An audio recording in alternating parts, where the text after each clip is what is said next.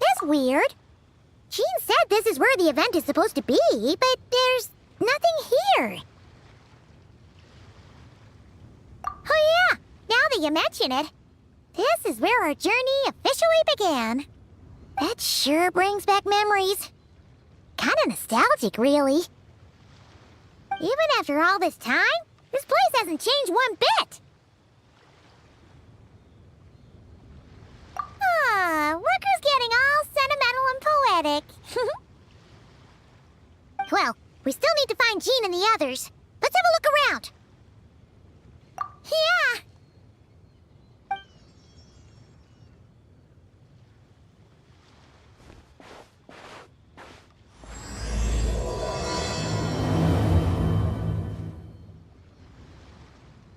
Paimon remembers there used to be hydro slime hiding here, but it's gotta be gone now, right?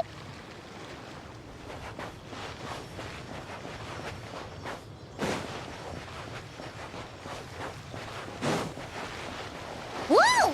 A fungus? Are those supposed to be in Mondstadt? Not that these are a real threat to us at this point, but still!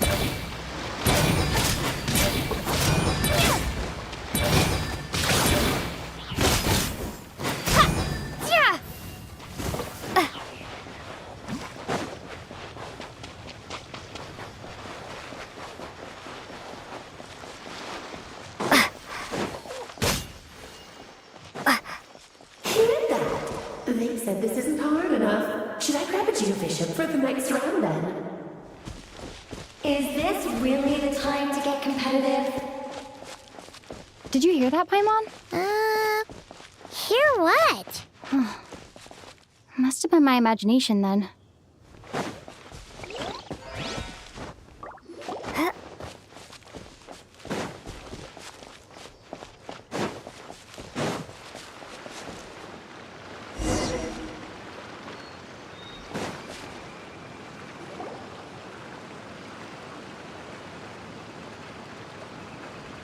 Huh?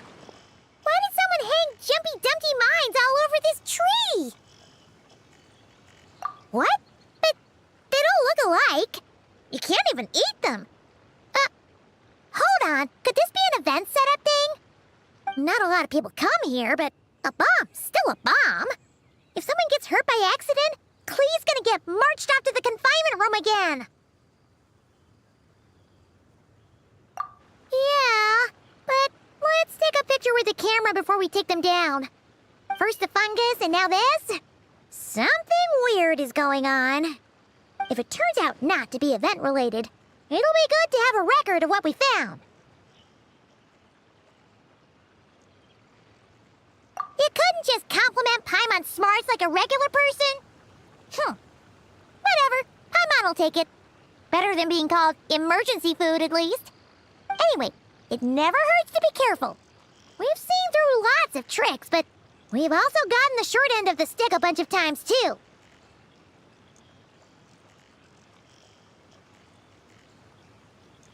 Paimon likes the optimism. Come on, let's get that picture taken. Then, get rid of these bombs.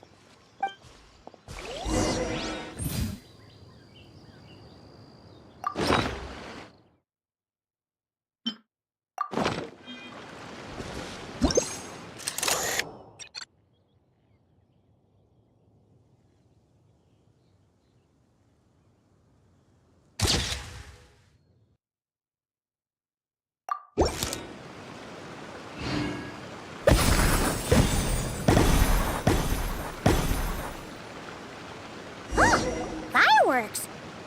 Guess there was no danger after all. Were those meant to welcome us or something? Anyway, we should be good here. Let's keep going.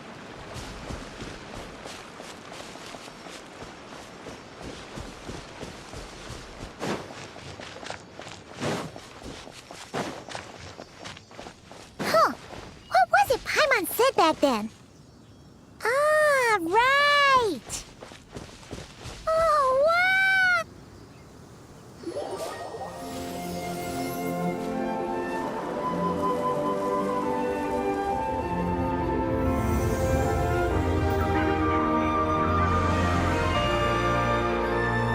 That's a statue of the seven! Among the seven gods, this god controls the wind. You remember too. It's weird though. It seems like there's something different about it.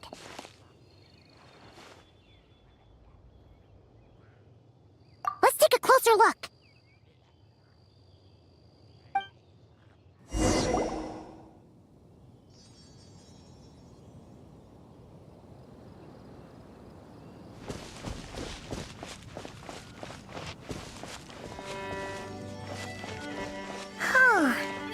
Paimon's next line was... As we all know, Right! Poetry and language flow like the wind!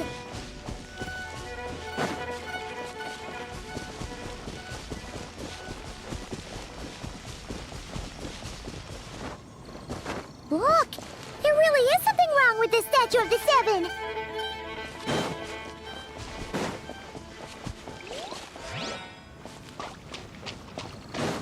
It's fish! But it's so light! Huh. Wonder why?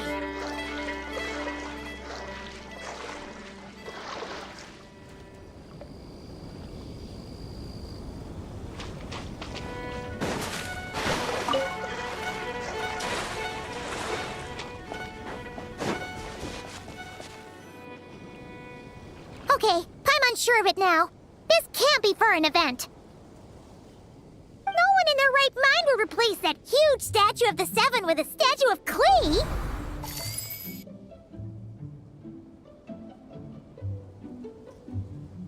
Yeah, and well made too.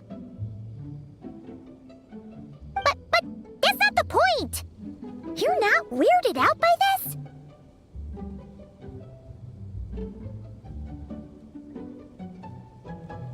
Oh, you're right. This must be Alice's doing. She could put 100 Klee statues all around Mondstadt and Paimon still wouldn't be surprised. That explains the other weird stuff we saw up till now, too. She must have asked Jean to write that letter so we'd lower our guard. No, wait! Maybe that was Alice just pretending to be Jean. Paimon wouldn't put it past her. Yeah, Paimon's not upset. The surprises were nice, and the statue is pretty cool. Plus, we got to take a little trip down memory lane. Makes Paimon feel all warm and fuzzy, remembering where it all began. What do we do now, though? There's nobody around. If this is some sort of elaborate prank, guess we're in it until the people behind it jump out and say, "Gotcha!"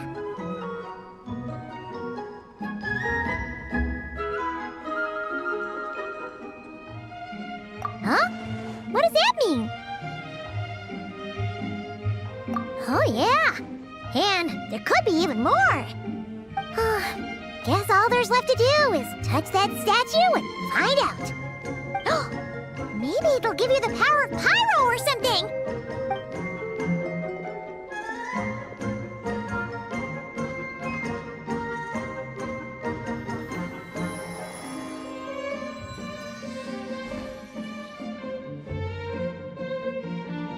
The world opens itself before those with noble hearts.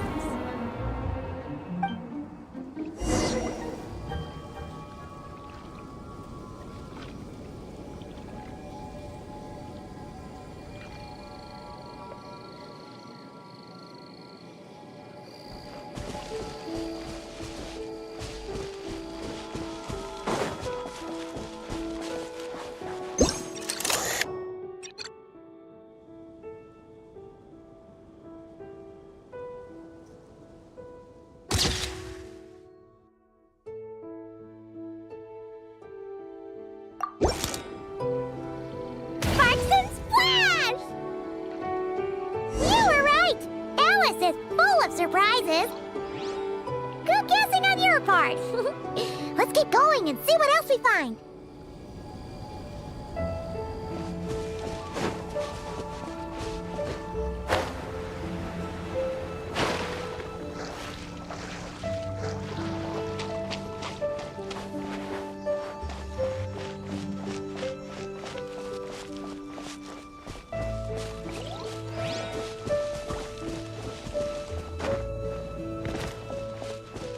Go now.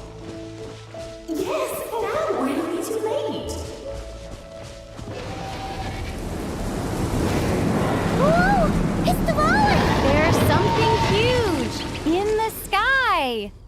Okay, we all remember what Paimon said back then.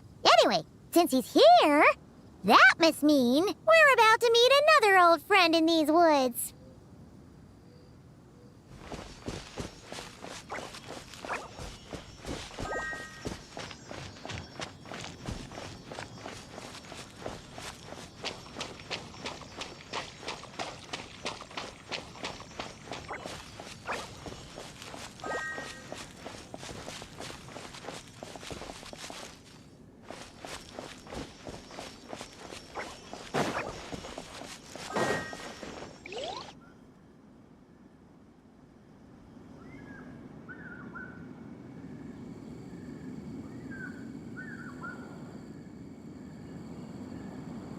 Look! There he is!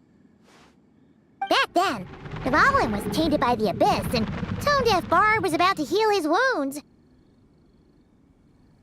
But your control over Animo wasn't so great, so they noticed you and ran off.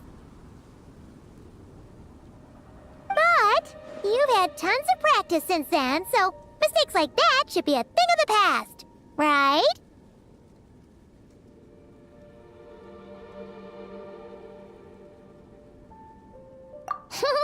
Sure. Here goes nothing.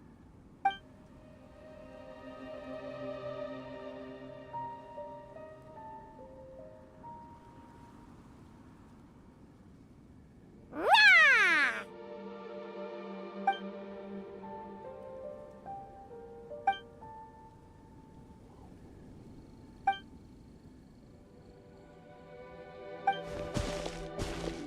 Well, this is awkward. You really hung Paimon out to dry there, traveler.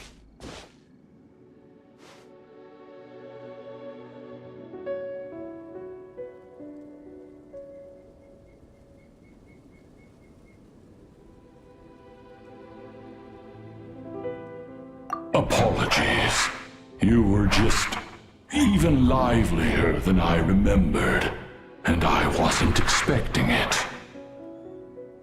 Which means mission accomplished on the surprise front, I suppose. What do you say, Alice? Hi, Marks. Oh, yes, indeed. That was fantastic. I've recorded it all, in fact. Huh! So you were watching us all along. And hold on. You can't just record people like that. What a delightful reunion. Welcome to Mondstadt, you two. The place where it all began.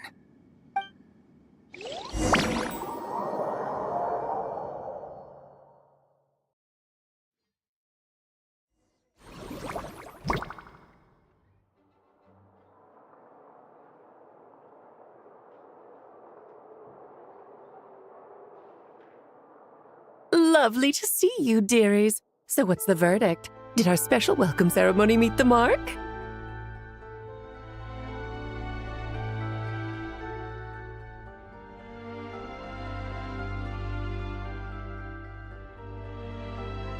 It was very... you, that's for sure. Paimon can't believe the Knights of Favonius let you go that far. Where'd you move the real statue of the Seven, anyway? Oh, gracious me. You still haven't figured it out. If I had actually done something to that statue, I would have been locked up in the teensy room next door by now. Certainly not my idea of a pleasant afternoon. So, what's going on here? Ah, now you're asking the right questions, Paimon. The answer lies over here. Nicole? You're here too?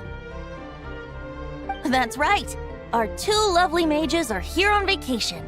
In fact, everything you just experienced was their handiwork. But I'll leave the explanations to Miss Nicole.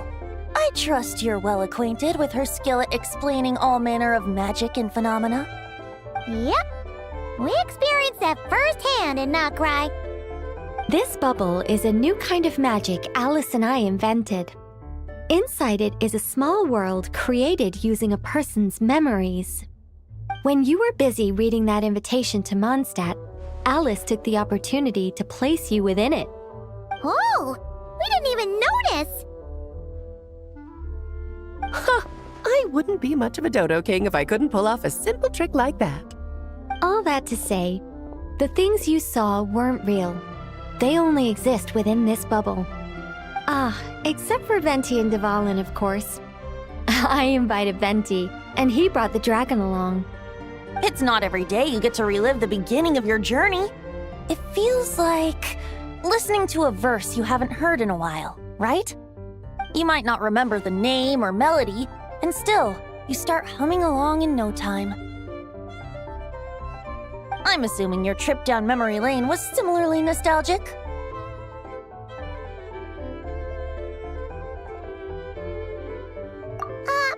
So does Jean know about this or not? I'm starting to think that invitation letter was a fake. Oh, no. Jean wrote that herself, I assure you. I wouldn't dare forge a letter under her name. Huh.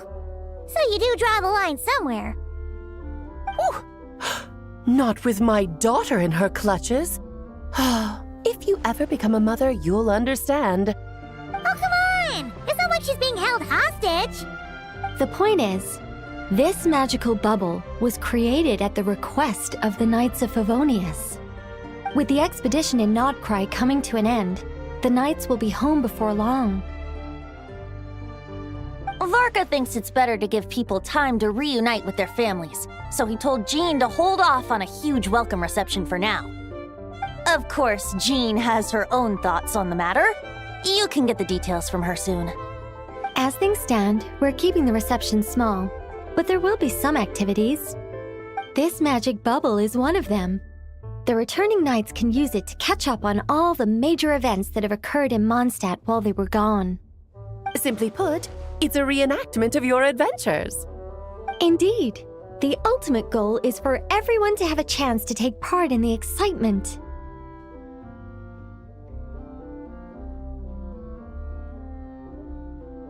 So, what about the parts that took a few, creative liberties?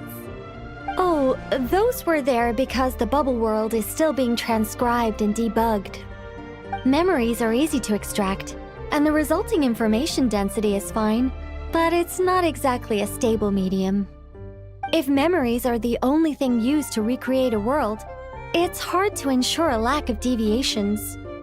For example, these memories belong to Venti, but even for someone like him, whose memories are quite reliable, there is bound to be some variance. Not to mention, on their own, memories lack an interactive component, so I added some self-deductive capabilities to this magic, which exacerbated the instability issues, unfortunately. Yeah, that, makes sense.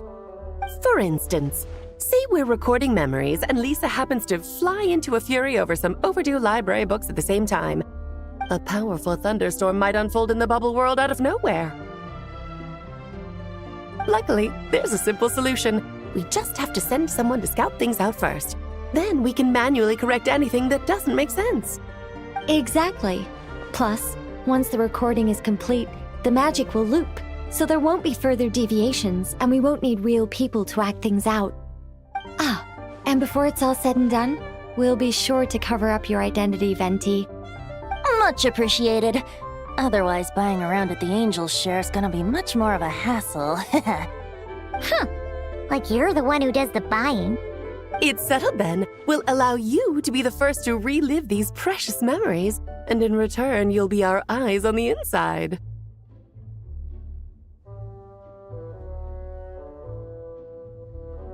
Yeah, but it sounds like fun.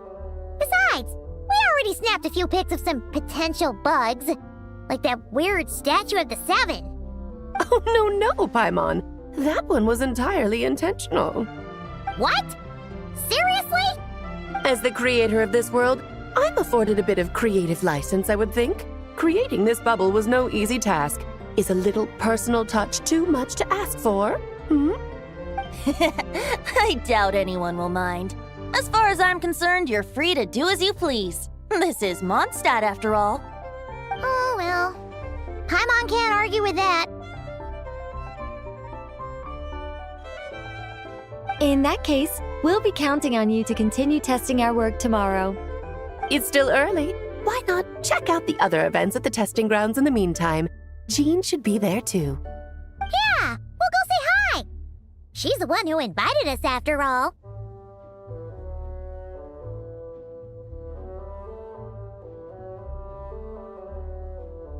I think nothing of it. Now that the world is at peace, you two are overdue for a vacation. Best to make the most of it.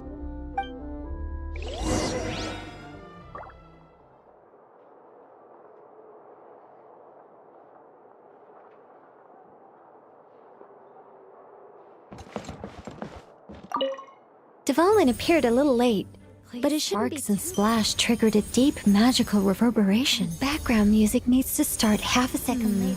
I should put another instance if now the diagnostics are failing. I just don't get it.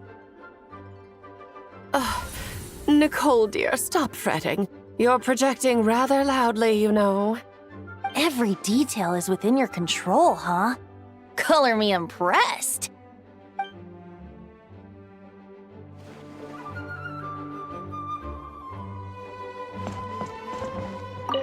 Oh, and didn't you say Kleiner would be making the trip with you this time, Alice? He's been delayed, I'm afraid. Troublesome happenings on another planet. And of course, just when he jumped through all those hoops to make it back to Tevat, Dottore starts causing trouble. The border is a terrible mess even now. So, unfortunately, his vacation has been postponed. Just yesterday, he did give us a call on the Dodo communication device, though. As you can imagine, Klee was pleased as punch to hear her dad's voice. I see. Being a seeker is a tough job indeed.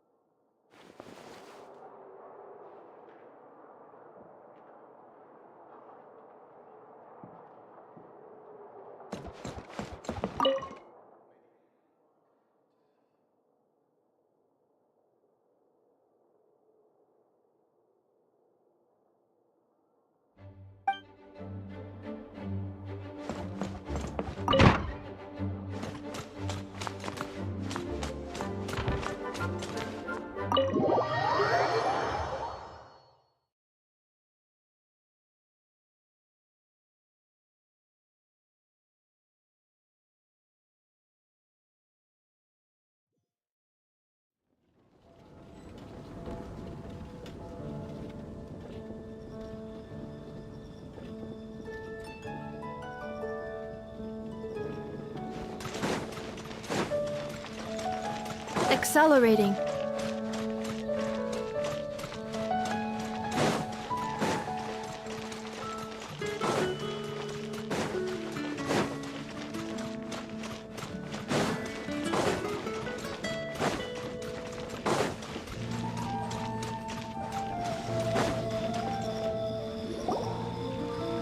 Yes, good work. We'll go with this setup.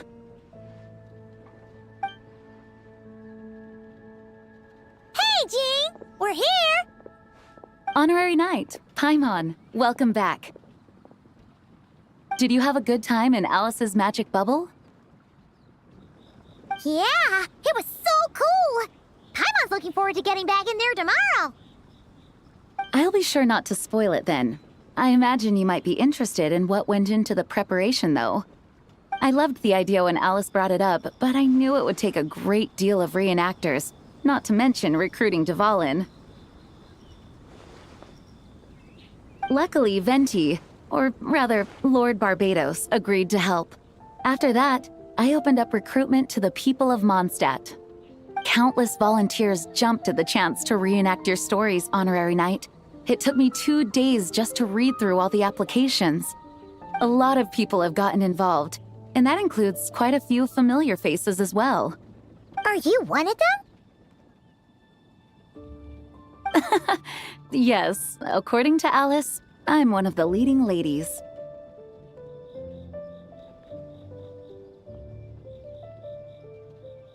Yeah, there are other activities here too, right? Sounds like there's a lot on your plate. Ah, well, such are the duties of the acting Grandmaster. I'm used to it. For those of us who have been holding down the fort, so to speak, the return of the expedition team is a matter of great importance. The Grandmaster contacted me and said not to organize a grand reception on their behalf, and I understand where he's coming from. I'm sure the team will be exhausted upon returning, and making a big fuss might just tire them out further. I'm sensing a butt in there somewhere. Tone-deaf Bard said you had other ideas. Yes, well, those of us here in Mondstadt have been awaiting their return for a long time. Resuming normal life after such a long expedition will be quite an adjustment. An official welcome might help them feel at home and reacclimate to life here. Not to mention, it's a chance for the people to show them no matter how long we've been apart, we're still family.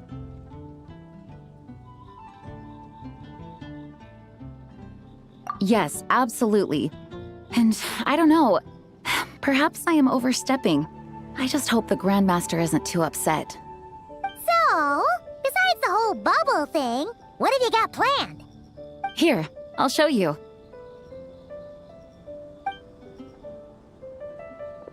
First, this is an arena we've set up to showcase Favonius blade work.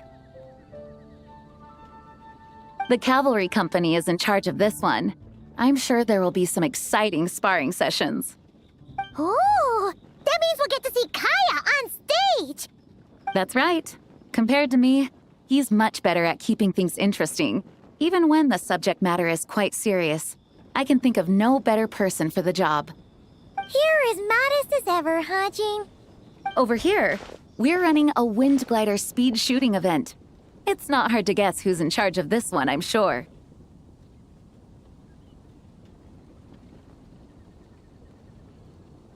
Yes, her gliding skills are top-notch, and she's quite creative when it comes to event design. Be sure to check it out when the time comes. There's also a booth that will serve as a reception area where people can relax and chat with each other. A few simple games will be available as well. Hertha is in charge of the drink stall, but we're still working on the menu. Well, the more alcohol options, the better, I think. The expedition team likes the strong stuff. Fair point. Huh? What's with that face? Grandmaster, you're back? Has the entire team returned as well? Well, apologies, we're not quite done with the preparations, but I assure you, it's limited to what you see here. We're exercising the utmost restraint. Hey. Relax, Jean, relax. No need to get all formal with me. I split from the group to make it back first. Pretend I'm not even here. Besides, I knew you'd want to surprise us, no matter what I said. Oh, I see. If I didn't tell you to put on the brakes, I knew you'd go full throttle and start planning the next Ludi Harpastum or Windbloom Festival. You put so much pressure on yourself, diving headfirst into the deep end without thinking about how much is on your plate. I just didn't want you to overwork yourself, that's all. Oh, wow! That's actually really nice of you. Yeah, well, looking out for my fellow knights comes with a job.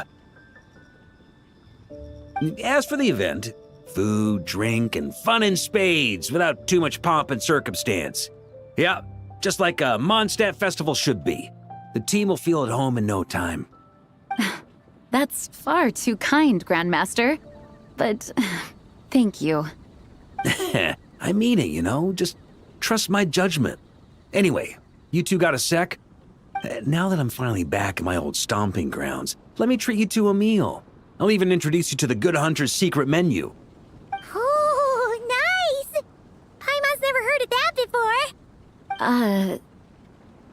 before. What's wrong? Not hungry?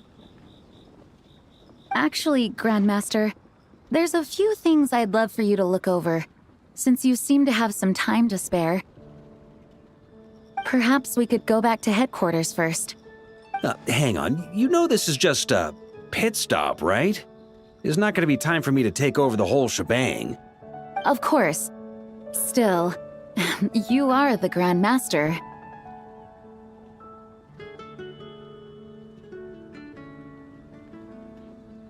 Oh, you have no idea what this means. I'll be trapped in the office until tomorrow morning. It's not that dramatic. If we make haste, we'll finish before dawn.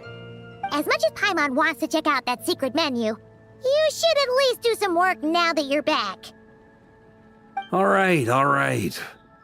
Oh, let's go. Guess I'll see you tomorrow.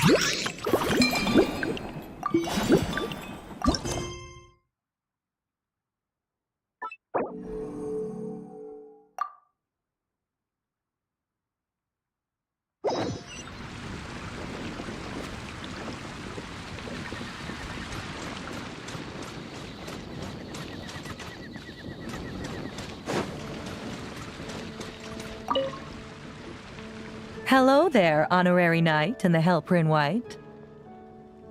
It's so nice to meet you, Honorary Knight and Lady Paimon. Glenfidia, at your service. Looks like you're in a good mood, Hertha. And nice to meet you, Glenfidia.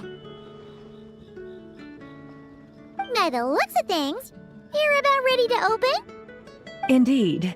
Thanks to some help from the Angel's Share and the Cat's Tail, our drink stand is ready to go. Besides all the classics, we also mix cocktails to order, and are currently offering a limited-time delivery service. Cocktails? Do you remember that time we served as bartenders at the Angel Share? And recently you've also shown off your skills at the flagship in Nocrai. We sure have come a long way, huh?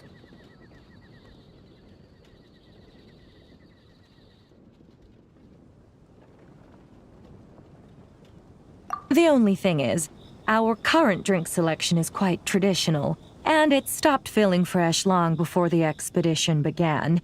To offer everyone some more exciting choices, we're planning to revamp our menu. But I need to get back to handling resident requests, and Glenfidia doesn't have much experience mixing drinks. Plus, we've got a whole bunch of outstanding delivery orders on hand. Honorary Knight, if you're free, could you maybe help us out for a while, just until my other squad gets back from the Stormbearer Mountains? You'll be amply compensated, of course, plus double pay for overtime, depending on your performance metrics.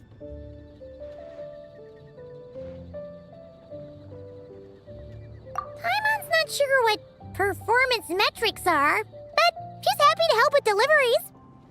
As the best guide into that, Paimon needs to keep up with the changing times. Besides, this'll give her the chance to explore the city and stay up to date with all the recent goings-on. Working with you two is always such a breeze. I'll do my best to support Lady Paimon in any way I can. I'm very skilled when it comes to things like portioning out drinks. All right. Well, if you're ready too, then let's get to work.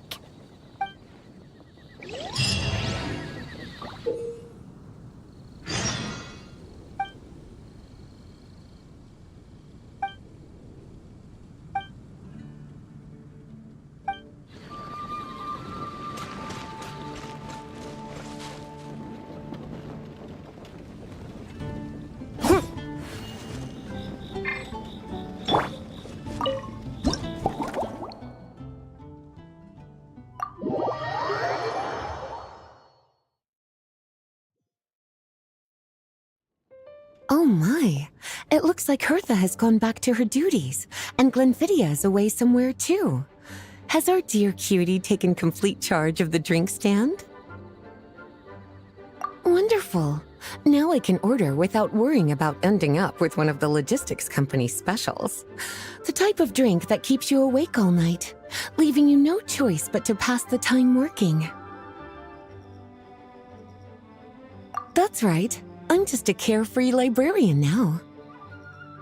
If only there weren't so many people with overdue books, and I didn't have to go door to door to get them back. I would have dropped by to chat with you sooner, and try out your delightful creations, of course.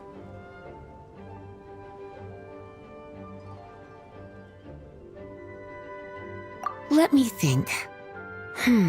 I don't really have a favorite drink. Just rustle me up something rejuvenating that'll lift my spirits. And if it could help me nod off to sleep later, that would be even better.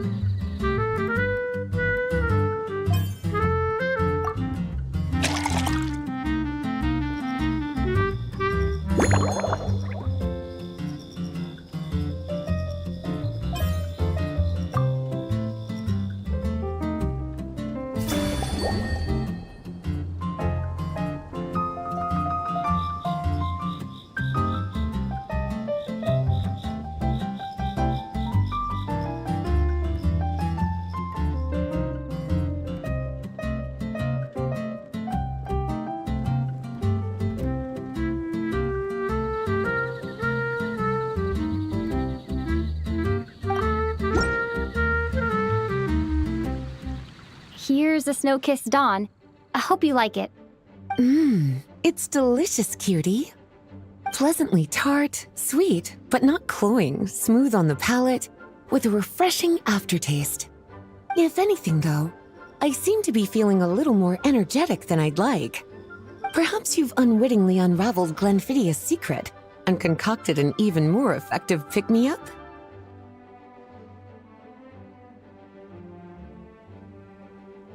Don't worry, there's no rush. Your eyes are aglow with curiosity, as though you have many more questions to ask. Let's chat for a while. Take your time. Inspiration will come soon enough.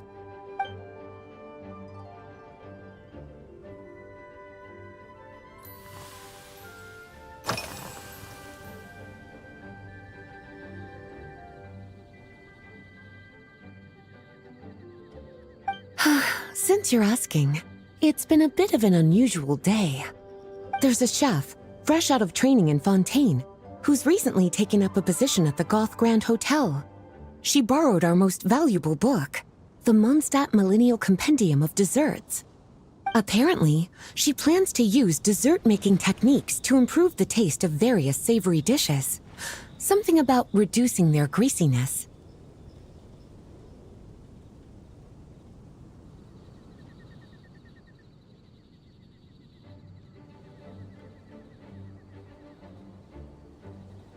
Indeed, and judging by the results, she rather overdid it with the caramel sauce.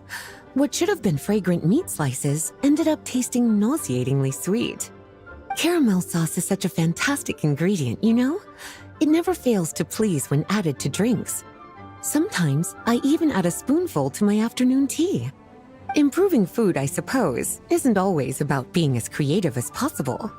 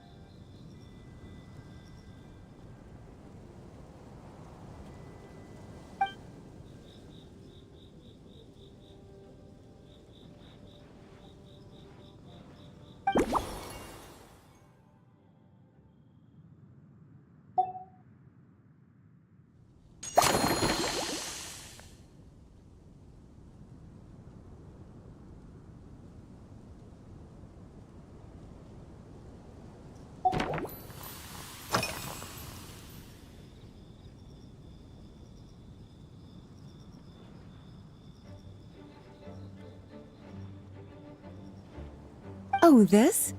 that was for another of today's little errands. A large contingent of the expedition team will be returning to Mondstadt soon. They've been away for such a long time, so there's a good chance many of their tastes have changed. Jean asked me to visit some of their families to try and get a better understanding of what new ingredients might satisfy our knights' changing preferences.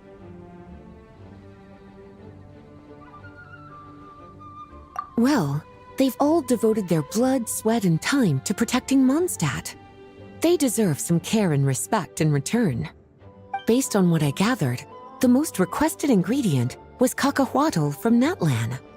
It seems like our knights have developed a taste for cocoa. In their letters, many of them mention that they rely on cocoa to keep themselves energized.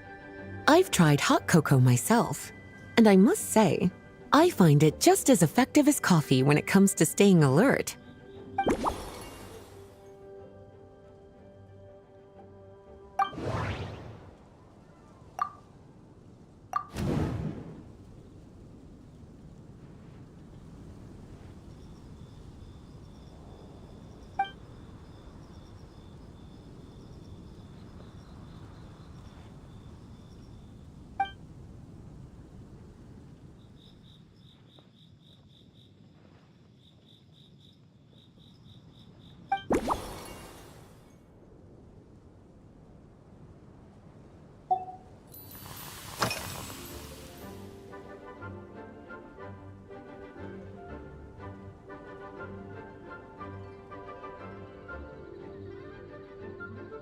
Lately?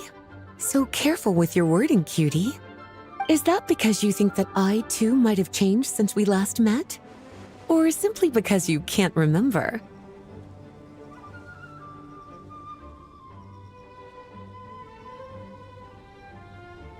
Not bad at all. A flawless answer. Back in my student days, I might have been drawn to every new and exciting ingredient I read about, constantly expanding my horizons and stepping out of my comfort zone. But now, I've grown accustomed to a life of comfort and routine. To paraphrase a certain Leewed legal expert, my life is fast approaching a state of living out one's golden years in peace and comfort. I'm no longer so easily moved by adventure and excitement. I'm sure you remember, a few years ago, when we were adventuring together, you found me that sweet-tasting alchemical ingredient. Well, my tastes haven't changed a bit since then.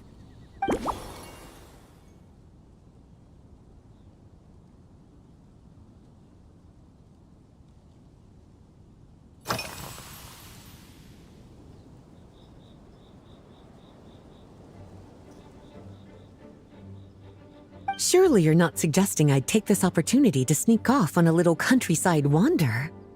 You caught me. My investigations into Mondstadt's lesser-known drinks took me to Dawn Winery, where I had a little chat with the head housemaid, Adelind. On my way back, I ran into Emmetall out on patrol.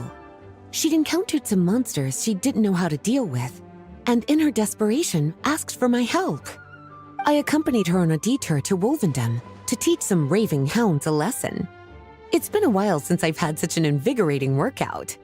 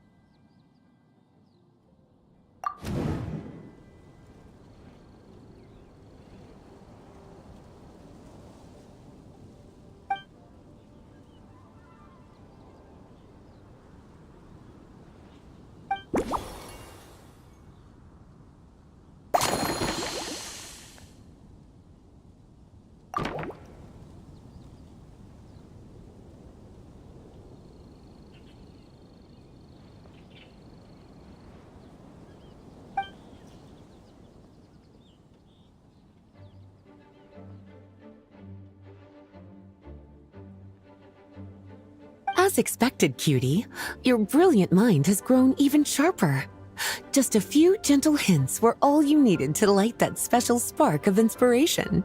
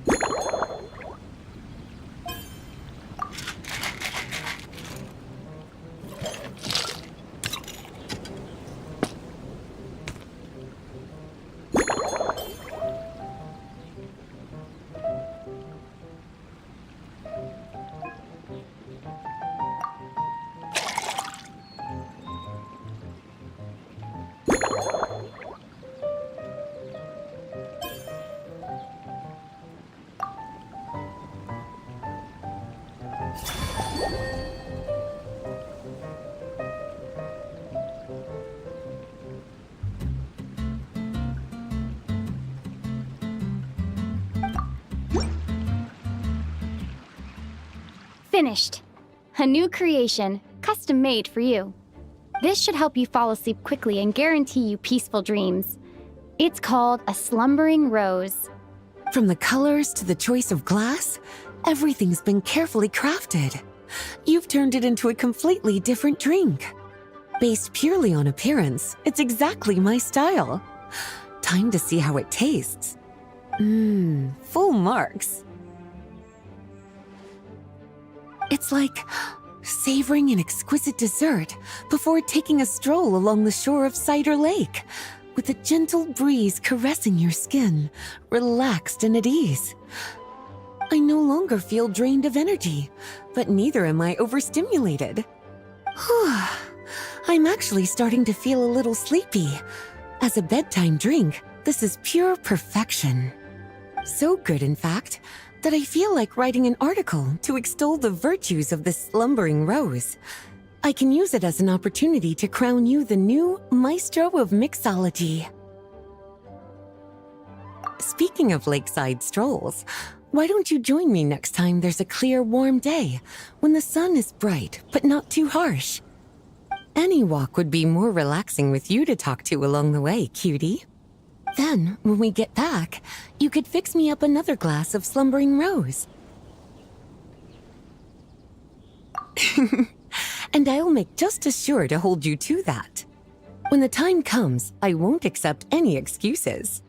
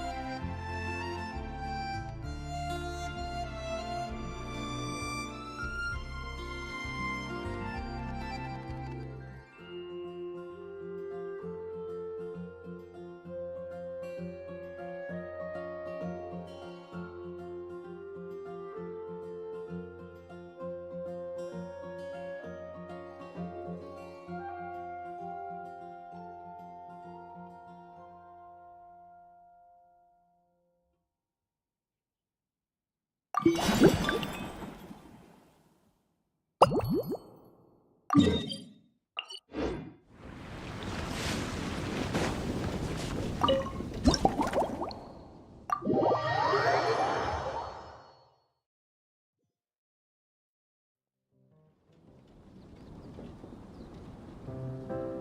afternoon, traveler.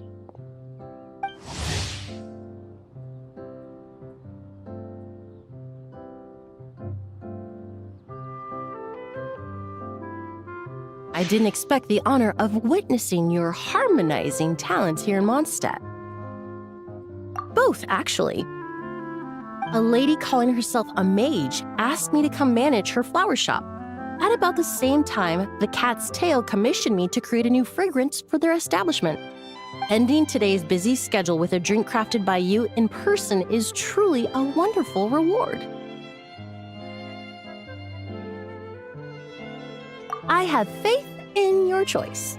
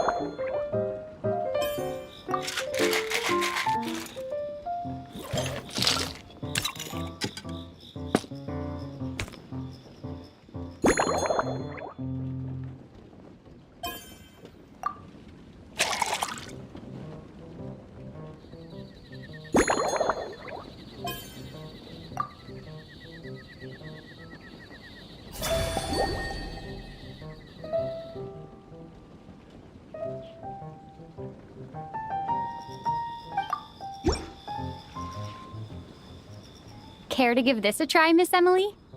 Your artistry is truly a pleasure to watch.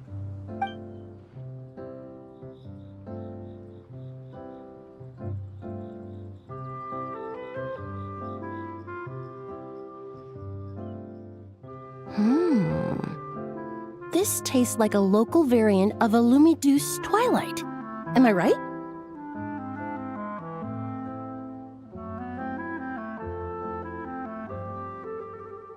The gentle and elegant taste, with its distinct layers combined with a hint of Mondstadt's characteristic scent, offers quite a welcoming flavor, all the while avoiding potentially discordant aromas. Though in reality, there's no need for you to be so conservative. I have quite a high tolerance for flavors that stray outside the boundaries of conventional wisdom.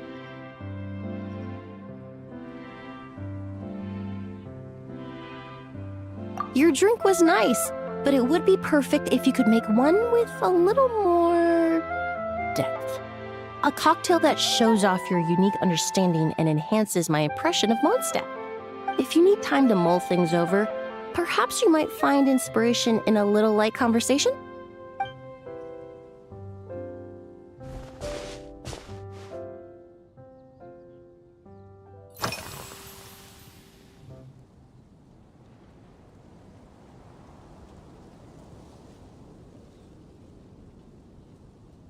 Oh, thank you for asking.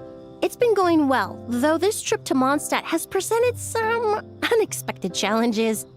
When I first got here, I was relying on a copy of An Overview of Aromatic Substances and the Human Senses to identify promising local ingredients from the Mondstadt region. To my surprise, my trial fragrance, which used valberry as the primary note, proved far too sweet in the context of a tavern, relaxing people so much that they ended up feeling drowsy. The bartender with the beautiful ears, for instance, fell asleep right at the bar. Let's just say that sweetness isn't always a case of the more the merrier. Maintaining an appropriate balance is beneficial for both body and mind. Even in daily life, I rarely eat sweet food, and I try to avoid fruits like berries that have a high sugar content. In the end, I completely eliminated valberry as an ingredient and turned instead to windwheel aster, with some success, I might add.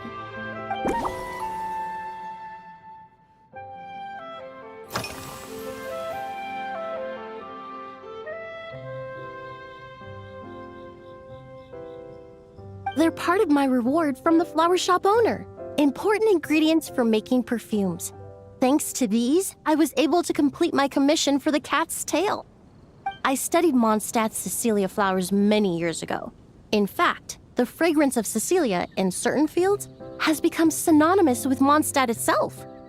However, this is a special case.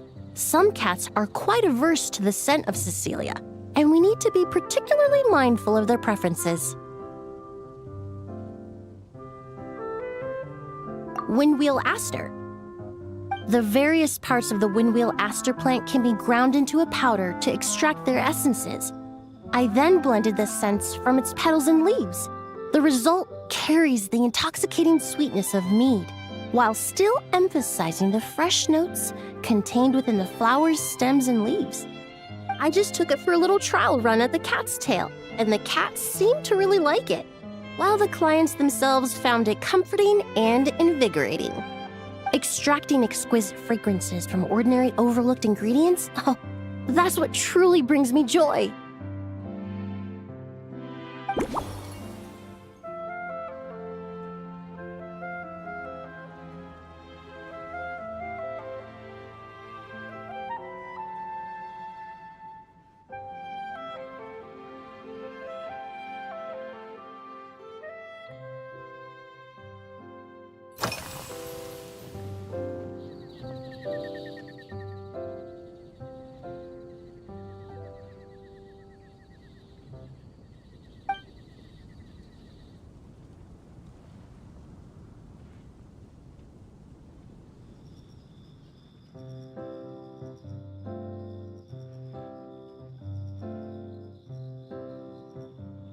It really is.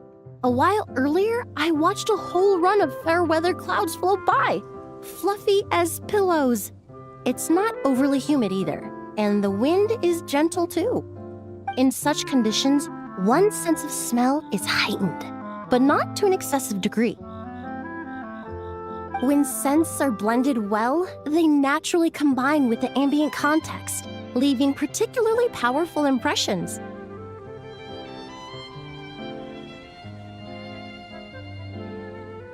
It seems something similar is true for mixology. As long as you choose a base of appropriate strength, the various flavors will blend seamlessly together. When mixed properly, all the ingredients work as one to create a most wonderful symphony for your taste buds.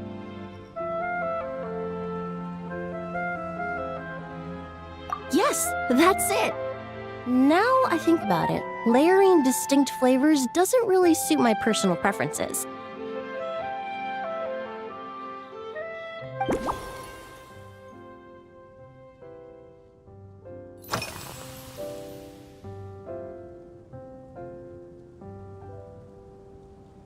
Usually, after work, my friends from the Maison Gardiennage sometimes treat me to a few drinks. I usually stick to fruit tea. That way I can get straight back to work after our gatherings. If it's before a holiday and my friends are in high spirits, I sometimes order a small glass of sparkling fruit wine. There was an officer named Terena who used to treat me to aged Corte wine. But since she was transferred to the Special Security and Surveillance Patrol, we haven't had the chance. In the world of science, high-proof alcohol is a widely used solvent. I've grown well accustomed to the smell of it by now. Besides, when I'm slightly tipsy, my state of mind changes, which in turn alters my approach to perfumes. It doesn't matter if the result is good or bad, it's all about trying something new. So I don't mind drinks with just a little bit of alcohol, but I don't like anything too strong.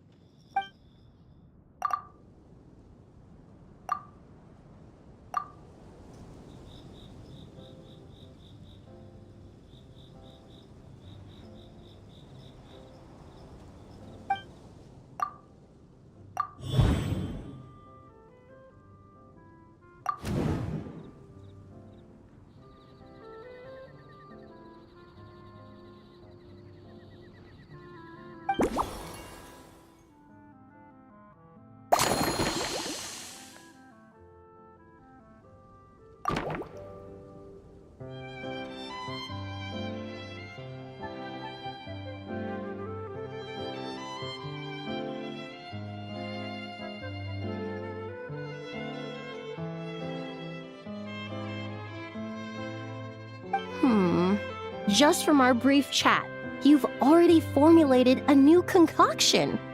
Perhaps you possess a natural talent for this kind of creative work.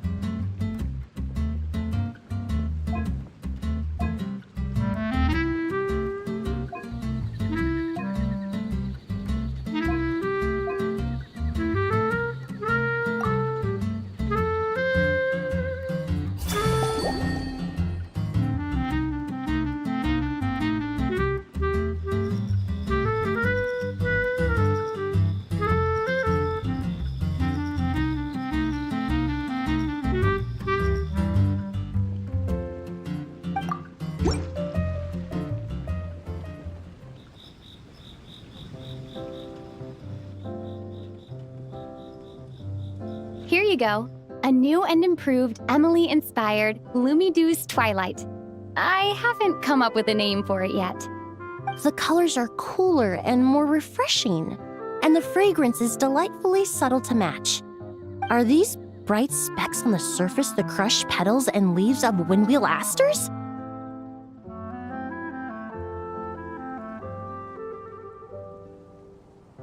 I'm sure it must taste wonderful. Let me try.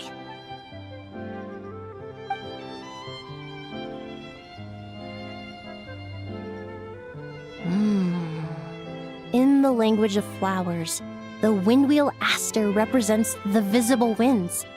Your cocktail not only captures their form, but also the fragrance they carry.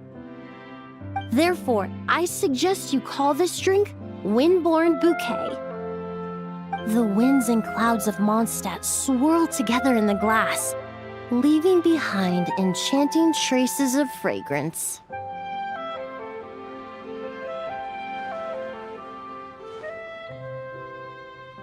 Really? Oh, perhaps it's just a habit of my profession. I'm glad you like it. Now it's time to slowly savor this masterpiece. Thank you so much. This trip to Mondstadt has been so rewarding. This is the most memorable cocktail I've ever had. Once I get back to Fontaine, I will attempt to recreate this moment as both a fragrance and a perfume. Once I've perfected the recipes, I hope you'll do me the honor of being the first customer to experience these new products. Until then, I look forward to seeing you in the Court of Fontaine.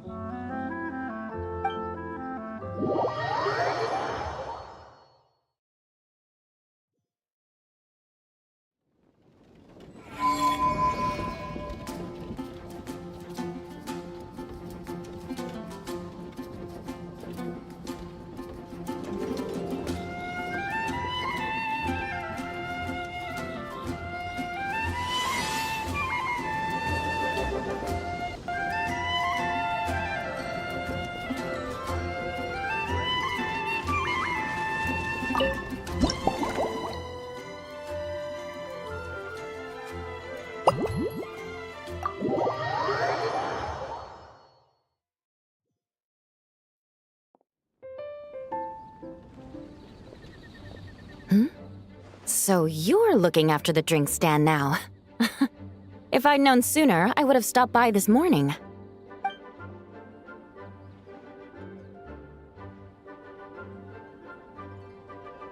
I've got to say, I'm getting curious.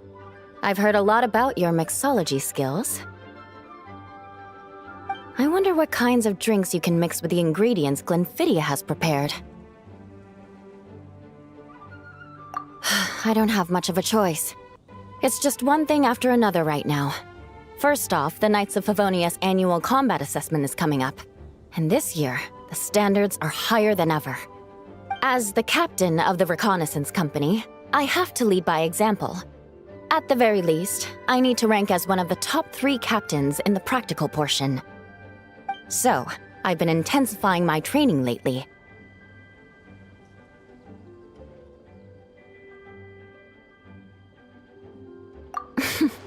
Being a descendant of sinners means I have to work hard to maintain my position. I'll have you know I've never once neglected my duties. Anyway, on top of all that, the General Affairs Company has invited a renowned champion duelist from the Court of Fontaine to come here for a swordsmanship exchange. Since I'm one of the captains with the highest attendance rate when it comes to these things, and I'm fairly skilled with a claymore, I was chosen as a representative. I have to prepare thoroughly to make sure I'm a serious match for the champion duelist. And then after the exchange, I need to write at least 6 different reports based on the results. Oh, I sure could. Anything that'll perk me up would be welcome. I'll leave the details to you.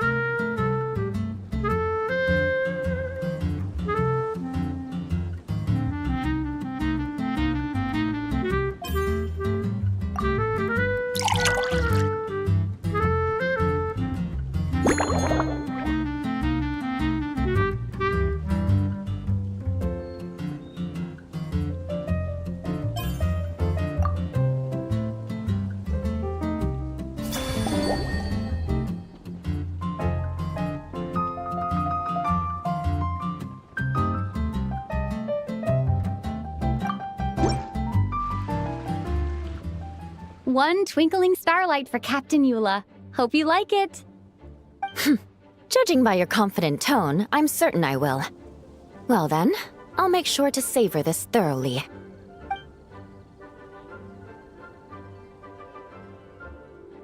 Huh, not bad. Sweet and tingly, with a delightful airiness. The fizzy water really brings it to life. I suddenly feel full of vim and vigor. But just one glass doesn't quite scratch the itch. How about something with a bit more bite?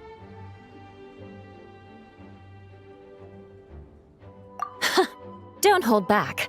You don't need to worry about putting me on the floor with nothing but a couple of drinks.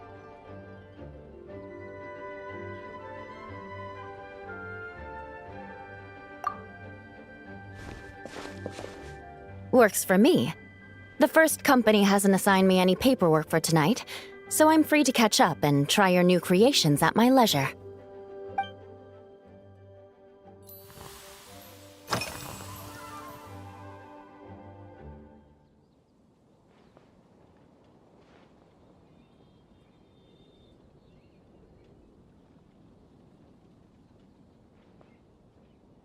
That's right.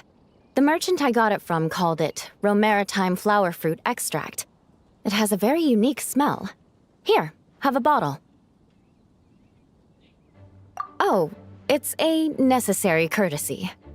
In that book Miss Magistus lent me, The Blade Dancer, 20 Years On, it says, after a duel, a Fontanian swordsman will politely invite their defeated opponents to a banquet. To properly play host to Miss Clorinde, I searched for quite some time to locate a rare goods merchant in Dorman Port who sold this juice.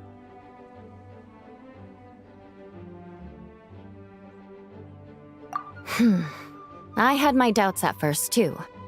But Amber said something that makes a lot of sense. She said that even if this custom doesn't really exist, following it still shows I've made an effort to understand Fontaine's cultural heritage. Besides, who doesn't like trying new things, right? I'll treat Miss Clorinde to this juice at our post-training banquet.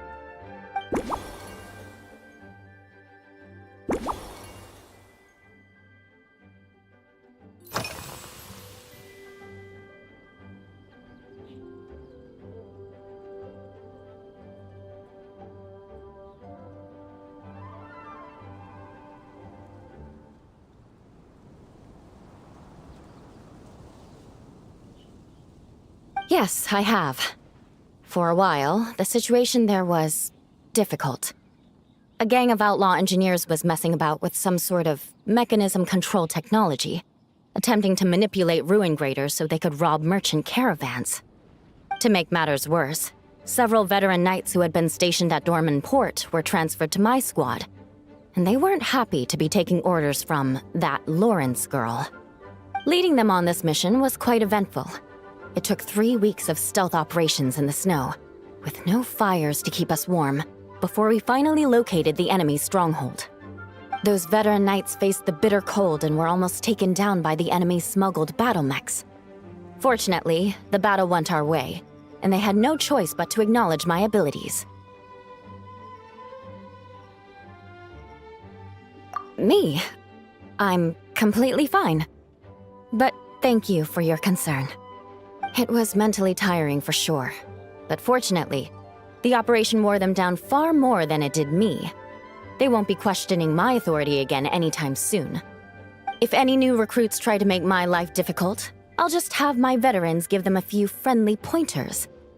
I guess you could call them a permanent solution, huh?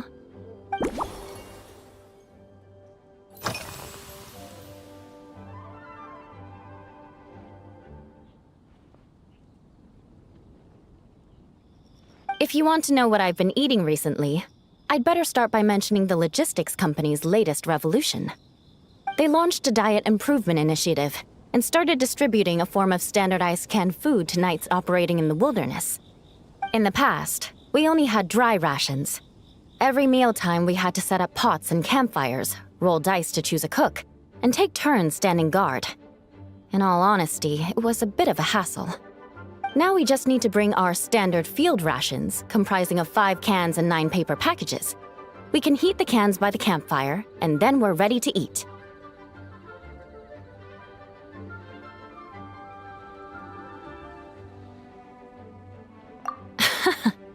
You did say, sounds like, right?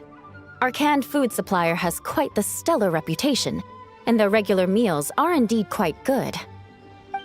The problem is, in order to meet preservation standards, they have to make their military-grade meals way too salty. The vice captain of the 5th Company, who has a somewhat dry sense of humor, went so far as to say, this food's bad enough to bring down the wrath of Li Yue's stove god. In any case, after eating it for a week, my taste buds have gone completely numb.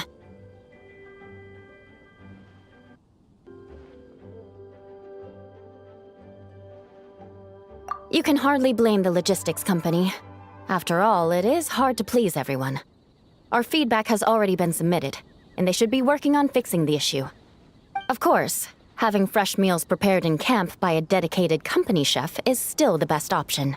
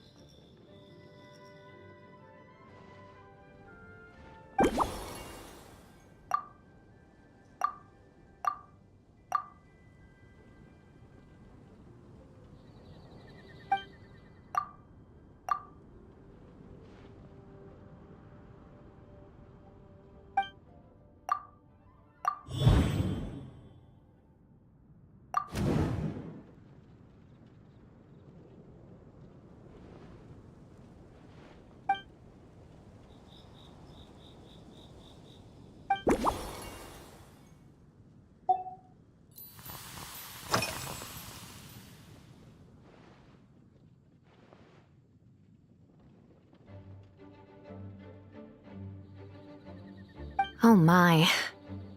To be honest, I'm eager to begin, but also a little nervous. Miss Cloran's combat style comes from the mysterious Marechaussee hunters. In the library, there are some old Fontanian newspapers from hundreds of years ago that give some idea of how formidable an organization it was. A more recent newspaper claimed that Miss Cloran was an orphan from an underwater kingdom, and that before battle she would perform rituals inviting spirits to possess her sword. Assuming these rumors are true, or that Miss Cloran's abilities might even be more extraordinary than that, it's important that I'm prepared for anything.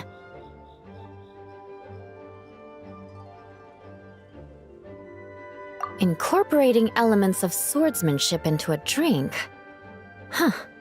Certainly a creative idea, I'll give you that.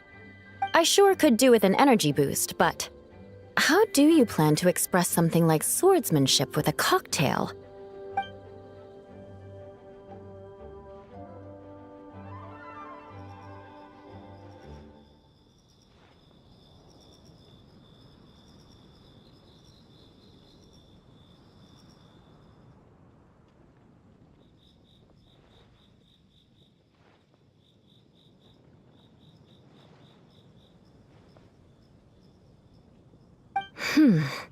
That definitely matches the description I read in that book.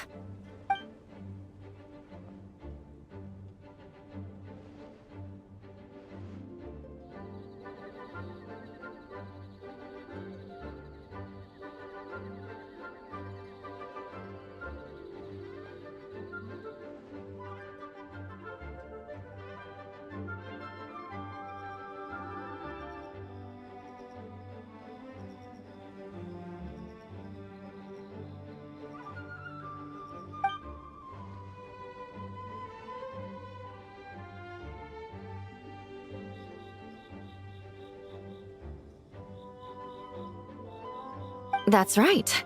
You really know your stuff.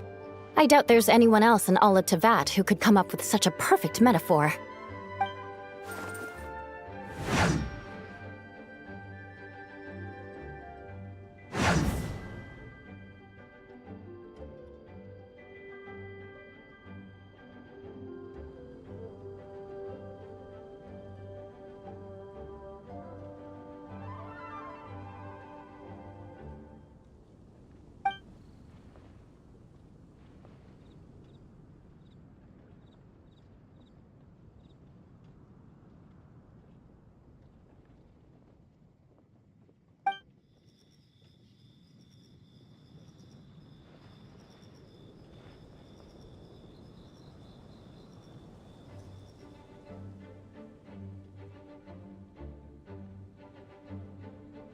There's no need to make it sound so fancy. It's just an aristocratic variant of Favonius bladework, with a bit of personal flair.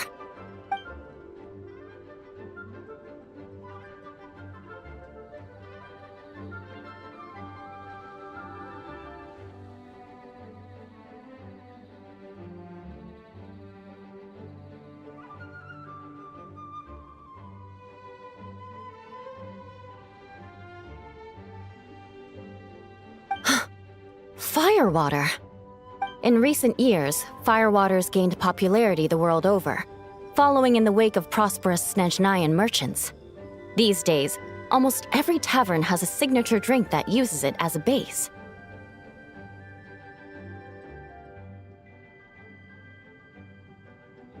You really are good. Why don't we try replacing the fruit wine with firewater? As for the alcohol content, that's not a problem. Plenty of the expedition team may have drunk themselves senseless with firewater. But me, I'm full of confidence.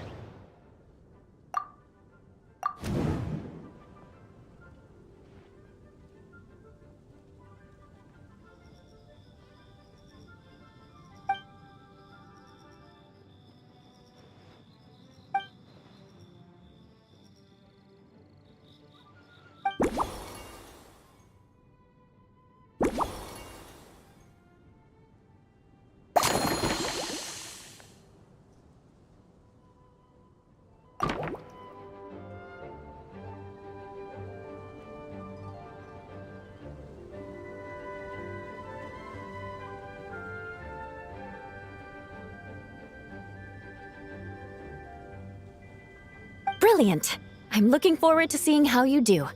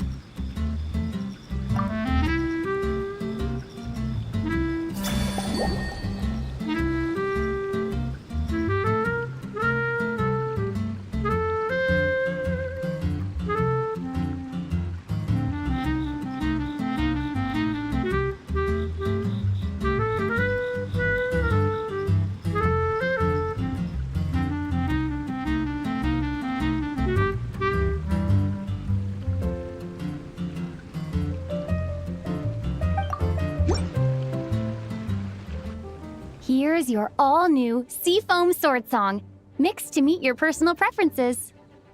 Oh my, what beautiful colors! And you even added my romaritime flower fruit extract. The aroma is perfect, and I can smell the alcohol, but it doesn't stifle the fruity fragrance. Let's see how it tastes.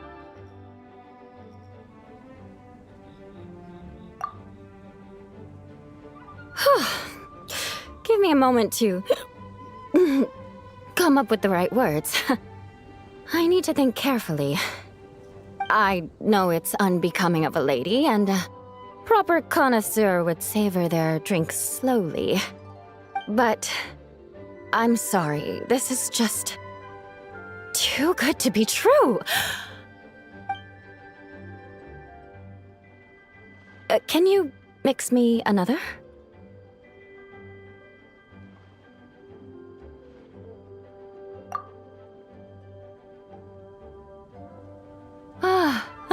Oh, no, what was I going to say? I've completely lost my train of thought. Whatever. I feel fantastic. This cocktail... Oh, it's the best I've ever had. I think I'm gonna head home and get some sleep. Don't worry about me. This is the happiest tipsy I've been in years. I'm still far from being drunk. By the time I've gone a few rounds with that Miss Chlorinde and completed my reports, I'll have been on duty for 3 months straight. Jean. The acting grandmaster. Isn't it about time she gave me some time off? I won't be forgetting this injustice in a hurry. You mark my words.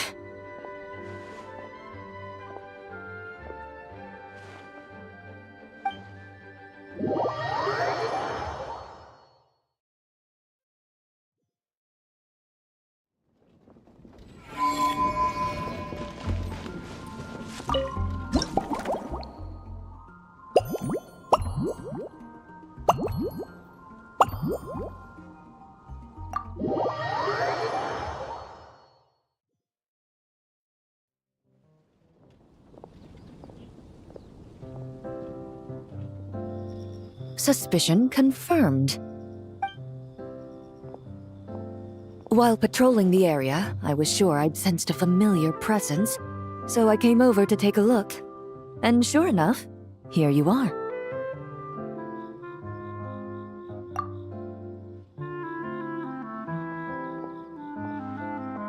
If Miss Charlotte were to see you like this, I'm guessing she'd take 100 pictures and write up a report. Sword-wielding traveler's secret side hustle. Exclusive cocktails from Tevat's Explorer Extraordinaire. You'd make the front pages of every major newspaper, and there'd be crowds of Fontanian tourists flocking to your drink stand, causing gridlock on the streets of Mondstadt.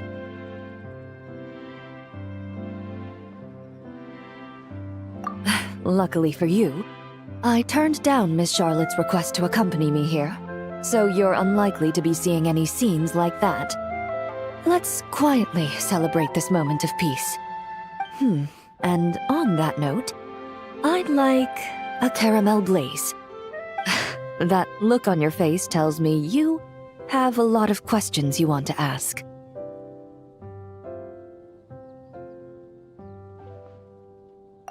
Calm and effortless.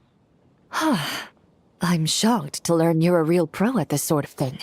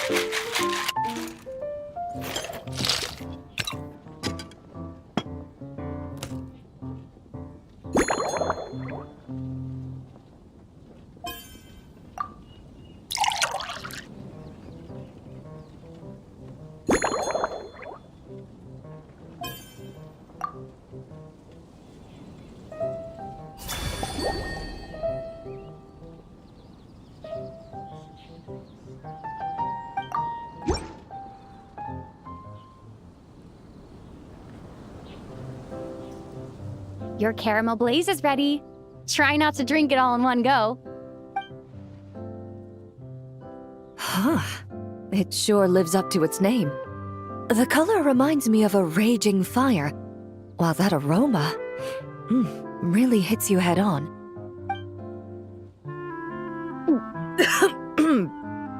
It's quite strong. I'm all right.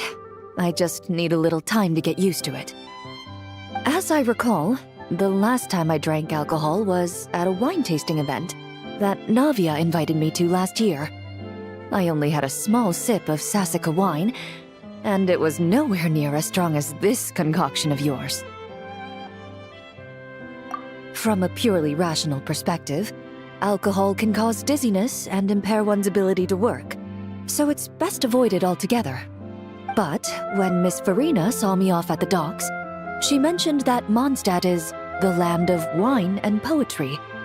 Since I'm here, I thought I should at least try the local specialties. In fact, according to my intelligence, the captain of the reconnaissance company, who I'm preparing to spar with, has quite the refined taste for fine wine. Her publicly available battle reports are truly a sight to behold. Out of the utmost respect for her skills, I feel compelled to deepen my knowledge of Mondstadt's wines.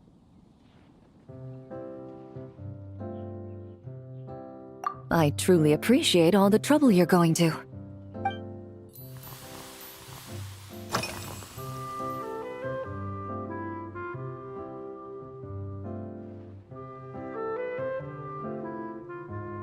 Huh? Does that mean she's already finished her commission? Well, she's certainly efficient. Once I return to Fontaine, perhaps I can let Sigewinne know that I'd be happy to purchase her latest perfume. I'm not sure I'd say that. On my way to Mondstadt, we happened to take the same boat. Naturally, we got to chatting. I've often heard Sigewinne praise her work. After conversing with her on the journey over, I must say, she is indeed a rare and refined individual. She's gentle and composed, yet keeps others at a distance. Perhaps it's due to her profession. I find this approach ideal. It allows one to maintain a lasting sense of inner peace. Oh, thank you, but there's really no need to set anything up. Our work rarely intersects, and our social circles hardly make for a Venn diagram, if you know what I mean. Best to just let things take their natural course.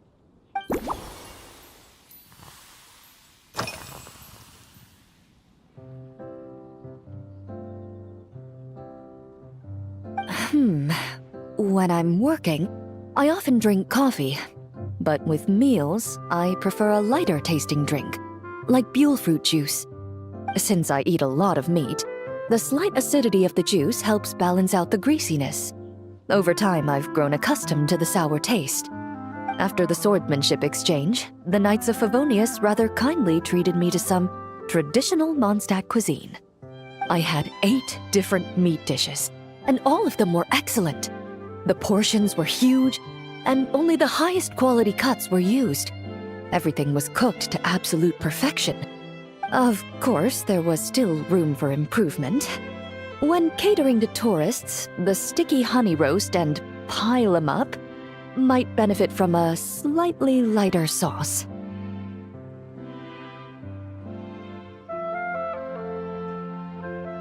I've certainly tried all the red meat dishes. I think I've had enough calories to sustain 3 days of vigorous work, so I've had to decline all subsequent dining invitations. To be honest, I can still taste the grease. There must be a way to cleanse my palate.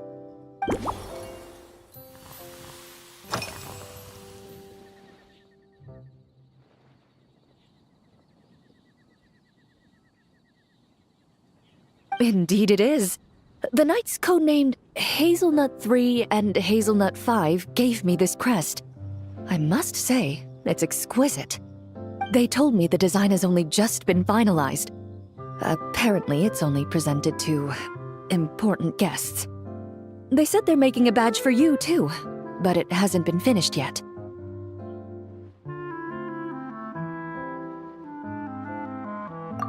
You're not wrong. I guess it's similar to how I can't remember the name of every clerk in the Palais Mermonia. But I'm certain you'll get to know them in time. They're clearly seasoned veterans.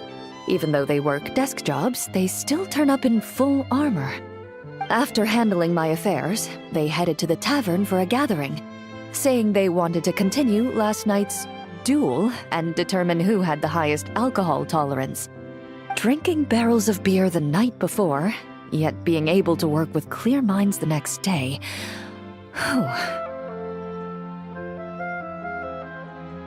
So what you're saying is, while Mondstadters may seem carefree, they actually have an admirable ability to know their limits when it comes to drinking.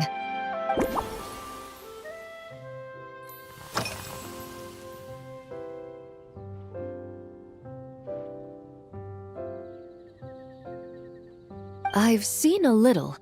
I took a stroll around the city the first day I got here. Navia's done some rather extensive research on this place. Many of the scenes and illustrations for the tabletop troupe were inspired by views of Mondstadt. However, the way she describes the atmosphere in her world building is quite different from the real Mondstadt. The deepest impression I've got since arriving here is one of swords and shields.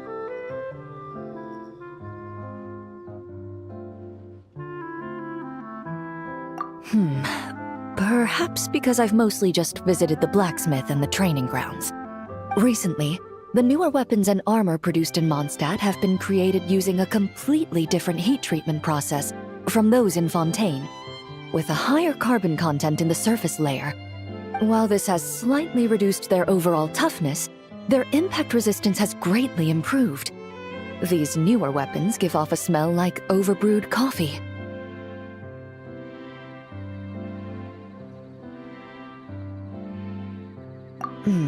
Perhaps it's because that scent gave me such a positive first impression.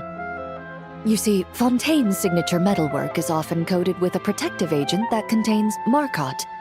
Over time, the faint fragrance becomes overly sweet.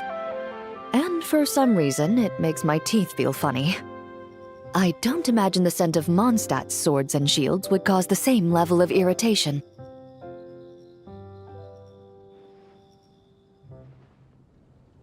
Of course, there is a solution to this problem. The next time you find yourself in Fontaine, there's another protective agent I can recommend. One that's as neutral as water, without any excess fragrance. If you also dislike being bombarded with sweetness, this protective agent should suit you well.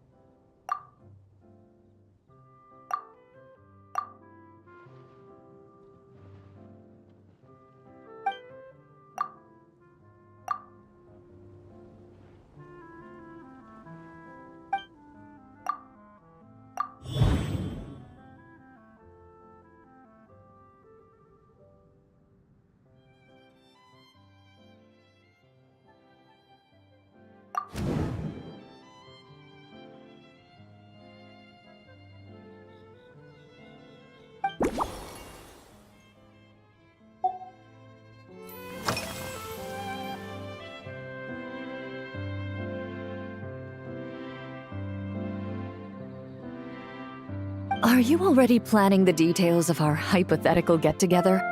Based on my previous experiences with alcohol, I guess my tolerance is similar to Emily's. Fruit liqueur is probably my limit. So when the time comes, I think you'd be best off mixing similar drinks for the both of us.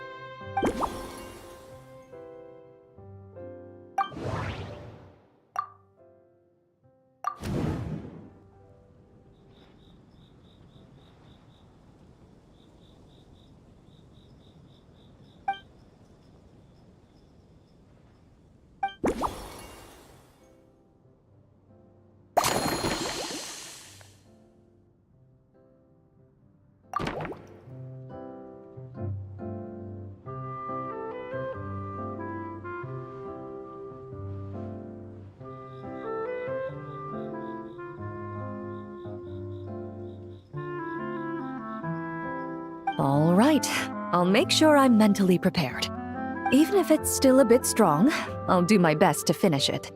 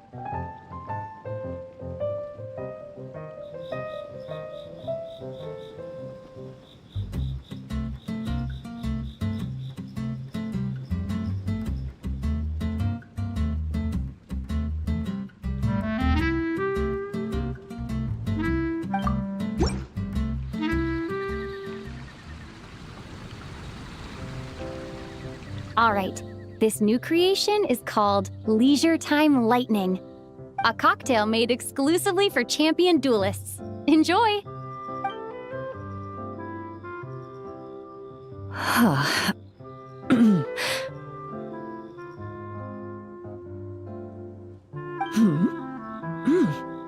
Have you added fruit wine? It tastes wonderful. This is ideal for me. There's a subtle saltiness that combines well with the tartness of the fruit and the sweetness of the caramel. Each sip balances delicately on the edge of perfection. The color of the wine also fits well with the name, and the lightning imagery contrasts with the fiery nature of the caramel glaze. But where does the leisure time part come in?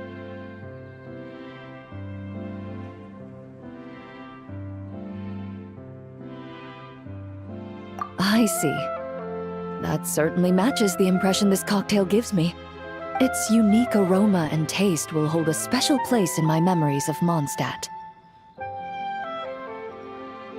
Do you think, if the chance were to present itself, you'd be interested in mixing drinks somewhere else? A cafe, for instance, or the Hotel de Boer? Mostly for Navia and Miss Farina's sake. Though obviously I'd be more than happy to try more of your masterpieces myself.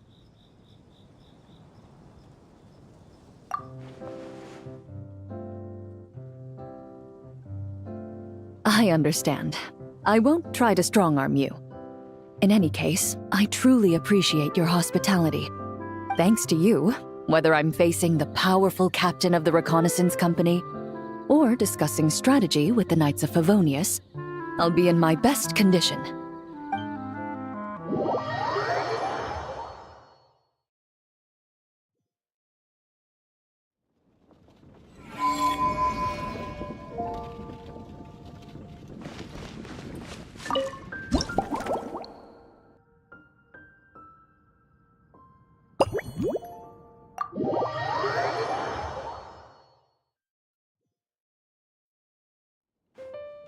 Huh? Is that Miss Honorary Knight? Yippee! It's you!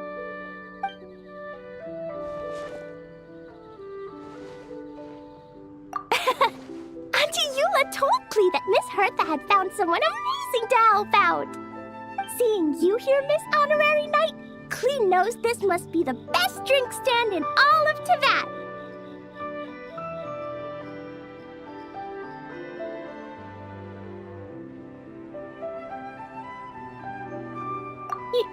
You mean this stand isn't already the best? Well, out of all the drink stands Klee's ever visited, Miss Honorary Knight's is easily the best. And no matter what drinks Miss Honorary Knight makes, Klee will definitely think they're yummy.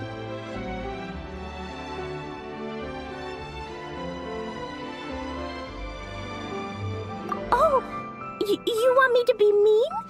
But Klee could never be mean to you. Let me think. I know! I'll pretend to be Albedo! Whenever Albedo reviews Timaeus' work, his face goes super serious, and Klee can hear every word he says. Get ready for Klee's super amazing order! I'm going fish blasting with Mom soon. Don't tell Master Jean, though. So, Klee wants to order a fair weather frolic. Anything like a bright sunny day will definitely put Klee in a super duper mood. I wonder what it'll taste like.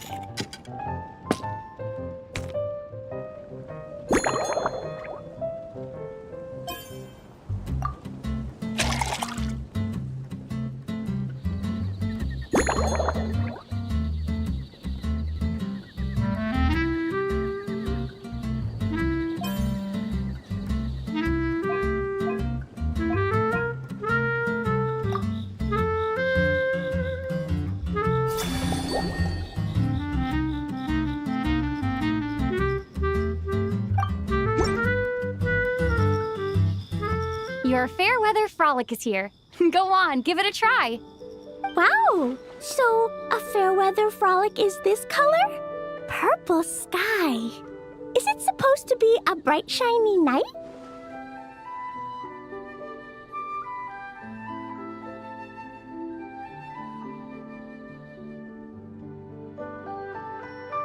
Clee will take a sip first. Then you can think about it more carefully.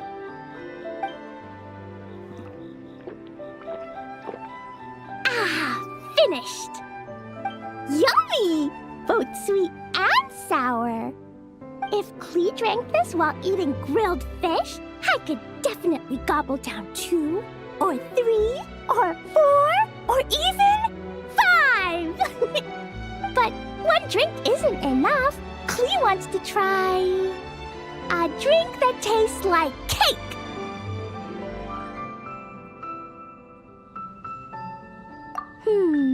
Clee doesn't know what drink to choose. Why don't we decide together, Miss Honorary Knight?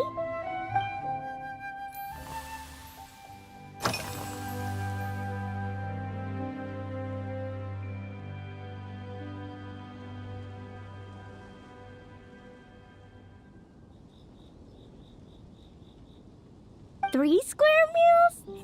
Clee often eats 5 meals a day, sometimes even 7.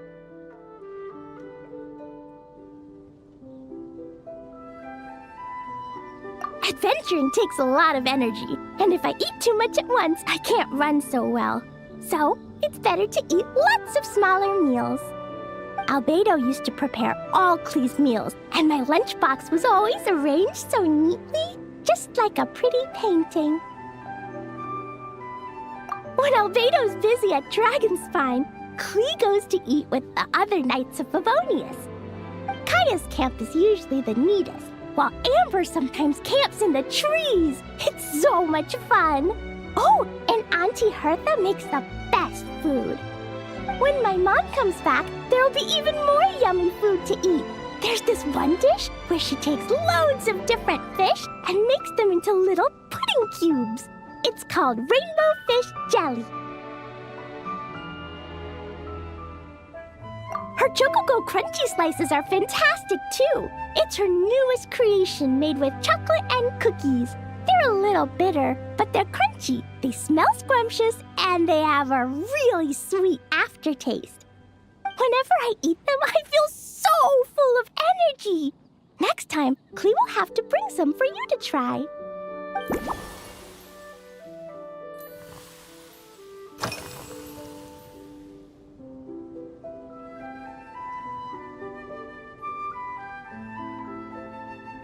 Yeah, when Clee gets back home, I'm gonna eat some salted nuts while reading my book. Clee used to eat cake after dinner, but Master Jean said it's too sugary, and it's not good to eat sugary things before bed. Apparently, it makes you chubby and gives you toothaches. So, Mom got some advice from Auntie Barbie, and now she gives me nuts instead. She says they help my brain remember things better. Nuts don't have much flavor. It's like chewing on grass, but they're okay if you add a little salt.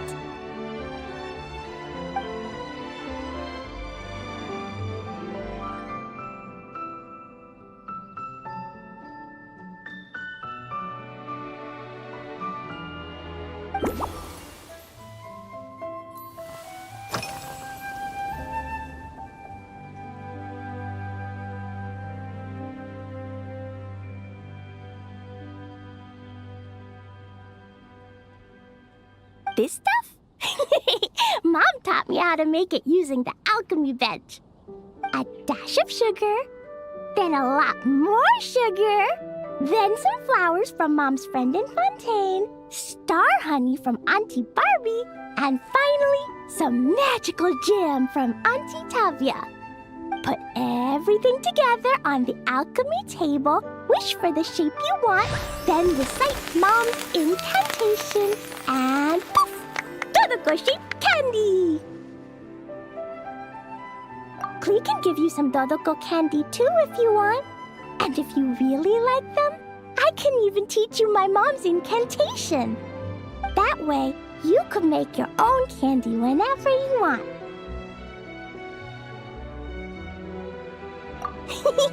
If you get stuck, remember to come ask Klee. When it comes to magical candy, I'm an expert.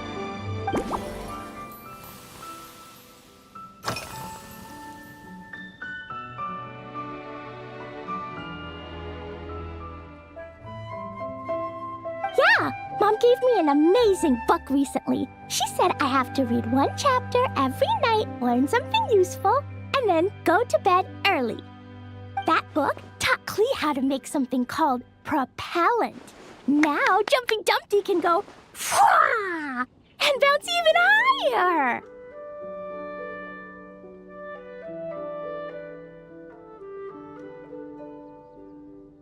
It's not hard at all. In fact, it's a lot like making bombs. You just have to be careful when trimming it down. It's like sharpening a pencil that could suddenly go boom. Bedtime's an important part of Klee's schedule, too. Mom sits by my side and tells me all kinds of wonderful stories. She has a lamp made of gemstones, and when she turns it on, it goes kabling and lights up the ceiling.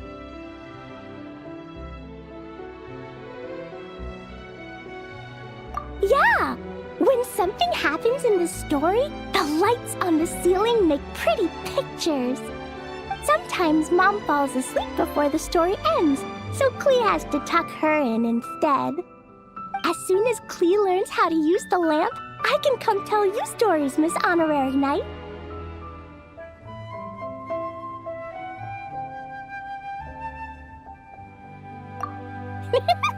Klee has memorized so many wonderful stories, enough to make everyone happy every day.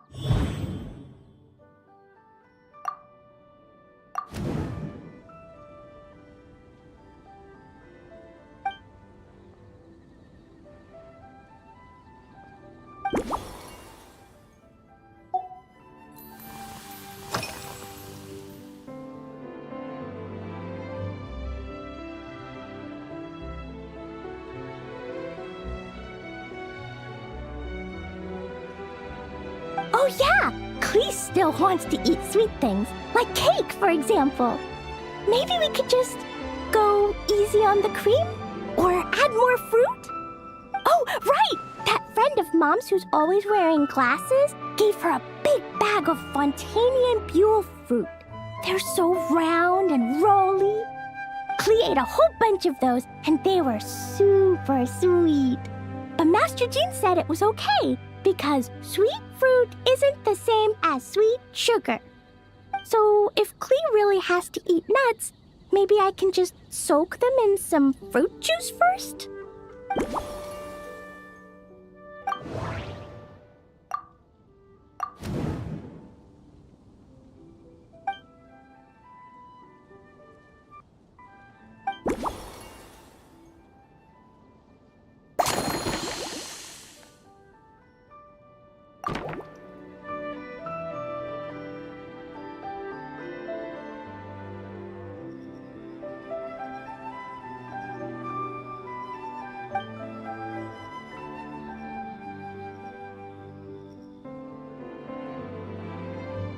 Yeah, that was quick. Clee's looking forward to finding out how tasty your next concoction is.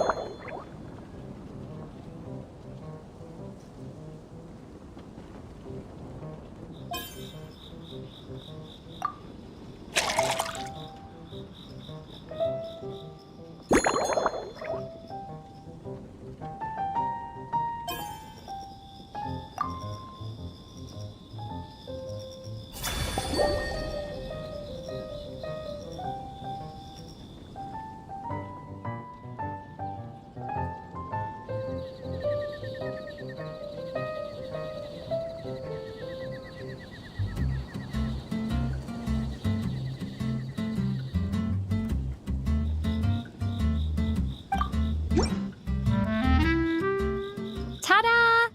It's done! I just know you're gonna love this new creation. Wow! There's Dodoko candy on top! There's so much orange in this cup, and Dodoko looks like he's lying on top of white fluffy clouds. And the weather inside looks much better, too. Yummy! It's so delicious! Klee has to drink slowly. I can't just gulp it down, or I'll miss all the yummy flavor. Miss Honorary Knight, this is amazing! It's like you mixed sunshine with juice! Klee was so tired from playing, but now I feel refreshed. And warm. And peaceful. Ooh.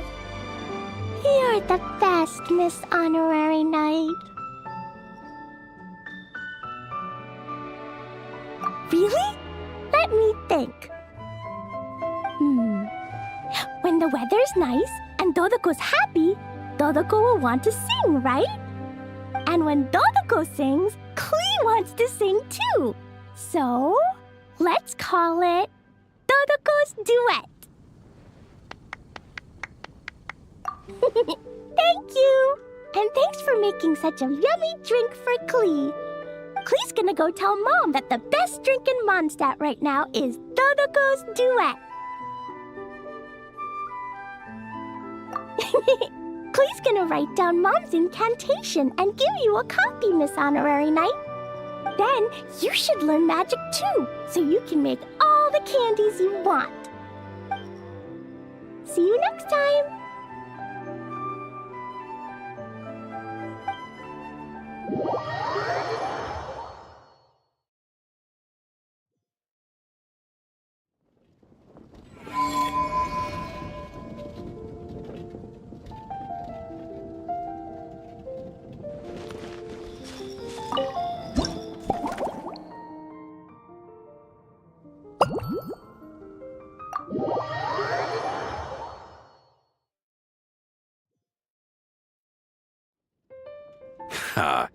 so Hertha's even roped our honorary knight into helping with this little venture.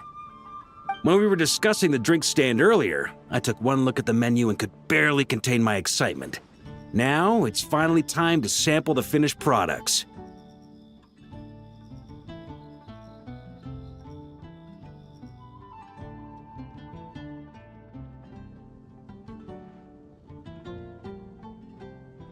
Can't wait to see your skills in action. Give me something that goes well with casual conversation, but still packs a punch. Of course they don't clash. A drink that packs a punch means you have to drink it slowly. And if you want to chat, then it has to go down smooth. So, something with a sweet aftertaste. A conversational connoisseur requires the perfect balance. The most suitable choice on this menu would be the Thorny Lake. It's a drink with a real kick that you can find in almost every bar. It's not enough to know the recipe, though. The key is in the mixing. Some bartenders choose to stick to the tried and tested basics, while others like to add their own personal flair. That's the spirit. Now, show me what you've got.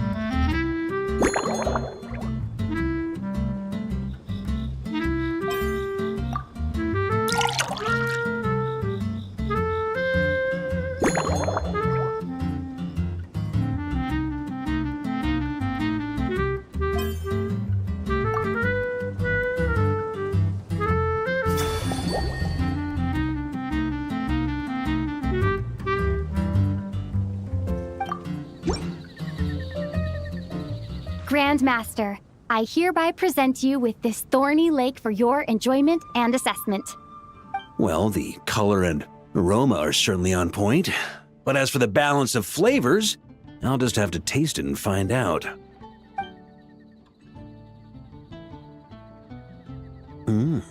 Not bad. You haven't overdone or skimped on any single ingredient. Though, unfortunately, it's a little too, polite for my tastes. Perhaps I should have said modest. You followed the formula to a T, but if anything, you've played it a little too safe. Were you worried that deviating just a little might disappoint me? Hey, we fought side by side and dealt with things that even gods were loath to meddle with. Ours is a friendship forged in the margins between life and death. That said, if you ask me, you can ditch the nerves and work your mixologist magic. I'm looking for something that shocks the senses. Mull it over. There's no rush. We can chat while you think. Who knows? You might just find some inspiration to mix in with your magic.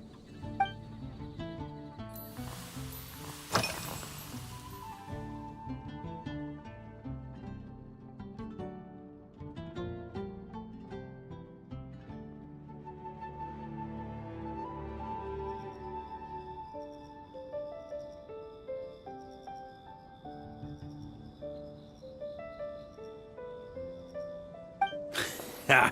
I like your style. Speaking of this garden, it brings back memories of something that happened many years ago.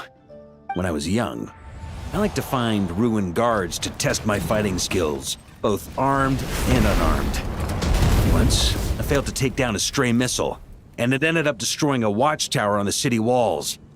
As punishment, I had to run 50 laps around the city, repair the watchtower, and help rebuild the shattered walls in this garden.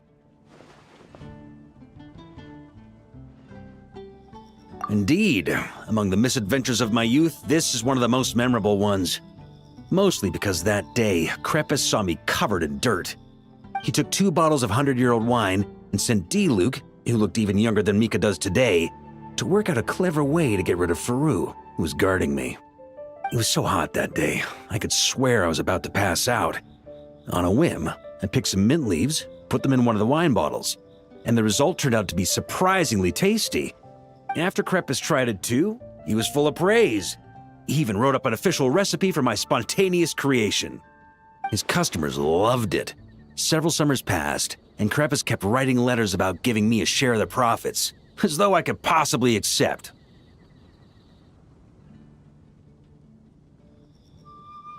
Yes, good old Crepus. Faru retired years ago, but he still gives me a stern stare every time we meet. He's a stubborn one. D-Luke, who replaced him, and then Kaya, who took over later, both performed impeccably. Changing times will always belong to the youth. He should have admitted defeat long ago. When I get the chance, I'll have Kaya show him the amazing progress the Cavalry Company has made.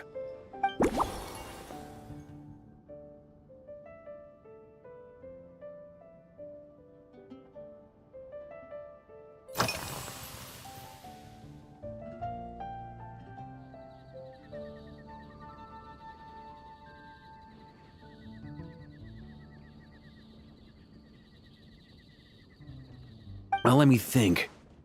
I guess you could say it lacks impact. Even when following the same recipe, the techniques used to mix different ingredients can affect the taste. Sometimes, deliberately creating layers between spirits can bring out the different waves as each one hits the taste buds in sequence. In this regard, too, you've taken quite a tentative approach. Why not be a little bolder?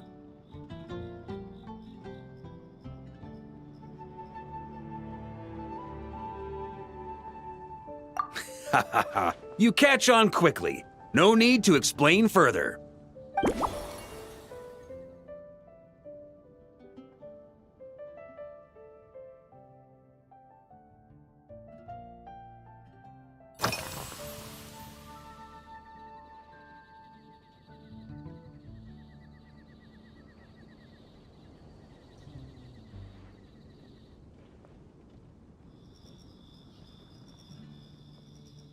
It's a treasured place that the Knights of Favonius have maintained for years, so it makes sense that it's become the go-to location for organizing such things.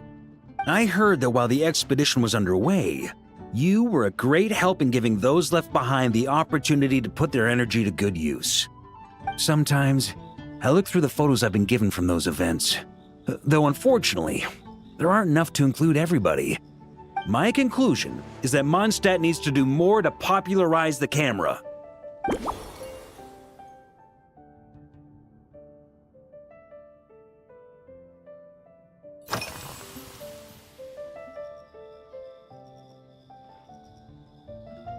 Pretty awesome, huh? It's like a hammerhead that you can fill with wine when you're not using it to pound in nails. It was a gift. Hoffman came up with the idea, Charles supplied the design, Wagner helped cast it, and about 10 or so knights chipped in to pay for the materials. They've been waiting to have a good drink with me, and this is my crucial weapon to aid me in a fair duel with them all. I'm the Grand Master, after all. I've been drinking a lot longer than them. I've practiced more assiduously, and I have a bit more meat to absorb the blows. So it's only fair to my subordinates that I drink a teensy bit more per round. Wouldn't you agree?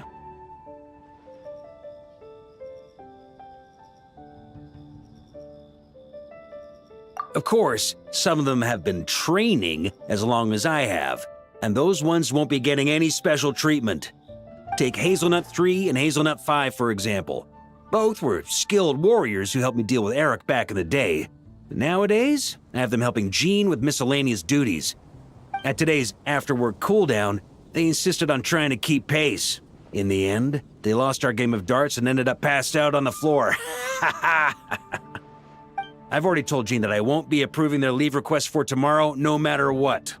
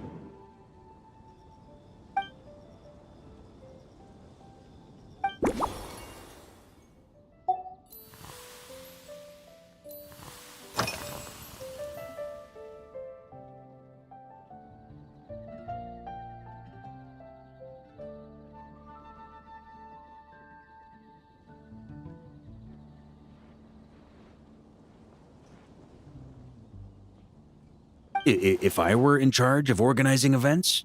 Well, I suppose everyone would revolve around fine wine, or at the very least, there would be some sort of tasting involved. For example, we could go all in on this drink stand and open it to the whole city, with every company of the night selecting one or more mixologists to compete against each other.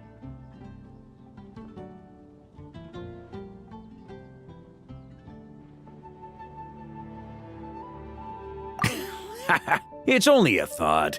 Can't let things get too out of hand. If I were to actually throw a grand banquet, Jean would come after me with her sword drawn. Even Frederica would launch a punitive expedition. While in Notcry, we had a rule that knights must never get drunk while at their posts. Otherwise, it could lead to dereliction of duty with serious consequences. Exactly. As expedition members return to their companies, my hope is that this rule will gradually spread to everyone in Mondstadt too. Just like firewater and smetana, these Notcry delicacies have made their way into Mondstadt's households and become part of people's daily lives. Young people need to learn restraint.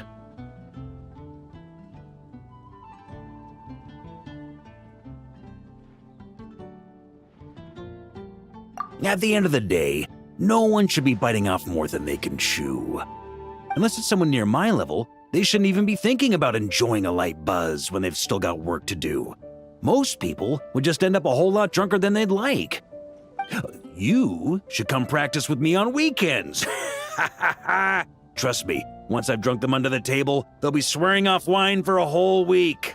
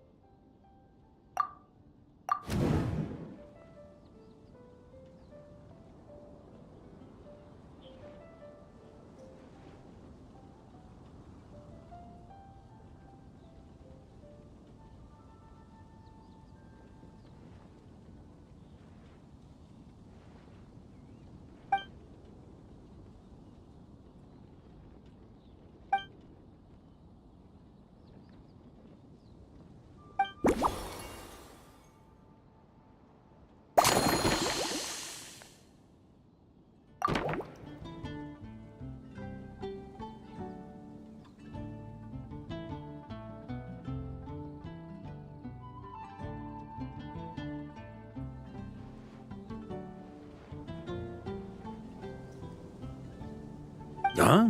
Oh, feel free. Whatever you're about to do, I've got a feeling I've hit the jackpot.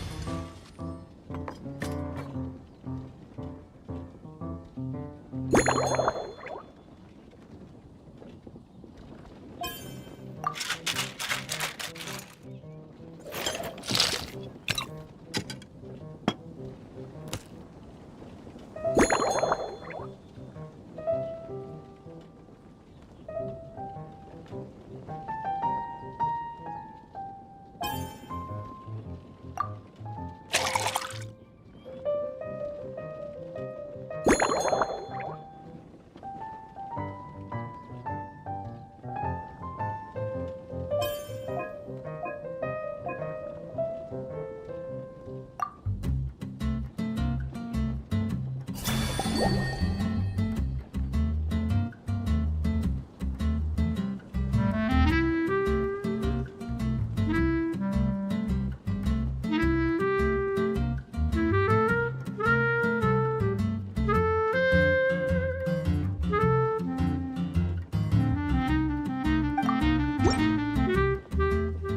you go, Grandmaster. A cocktail just for you.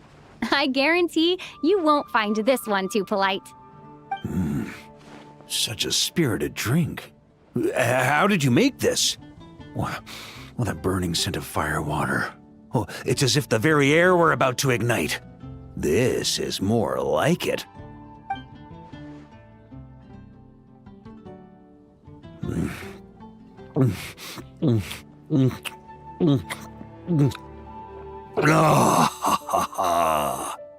Perfection.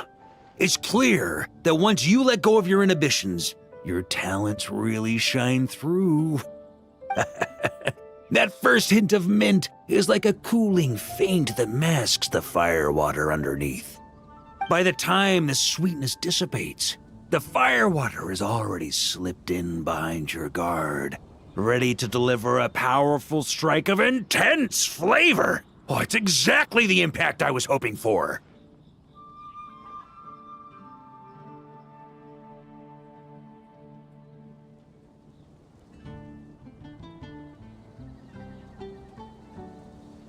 That's the most ingenious part.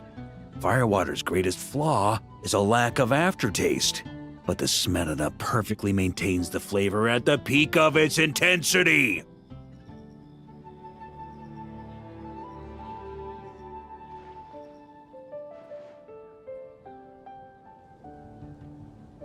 It's hard to imagine something this good was created by a mixologist who doesn't even drink firewater.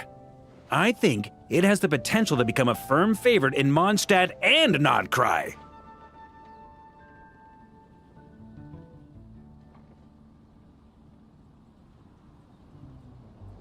Iron Wolf. Oh, perfect. It's elegant, yet wild. Only you could come up with such a fitting name. Oh, I have an idea. Why don't we name our Knights of Favonius' drink stand after you? Let's call it the Honorary Knights Cocktail Shack. No time to waste. I'll go have a word with Glenfidia right away.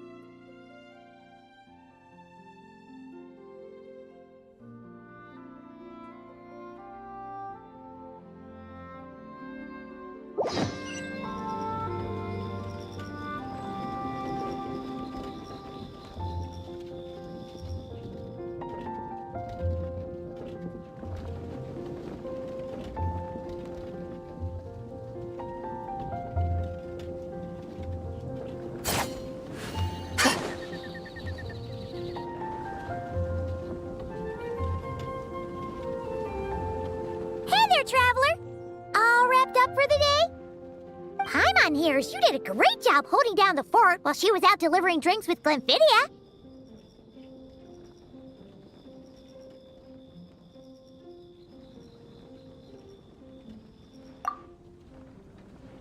Whatever the reason, the Honorary Knight is clearly one of the most talented mixologists in Mondstadt.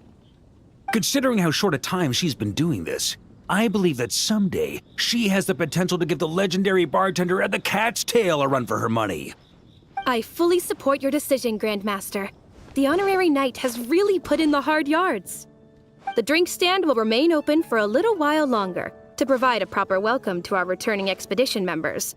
Then, once we locate suitable premises, we also plan to look at operating a permanent service. Hooray! Everyone in the Knights of Favonius will get to drink all the delicious cocktails they like! Nothing short of what I'd expect from a true disciple of Hertha. You've really considered this thoroughly, Glenfidia. Also, if I may, Honorary Knight, regarding the special cocktails you've developed, would you mind leaving the recipes with us? We'd like to add them to the official menu.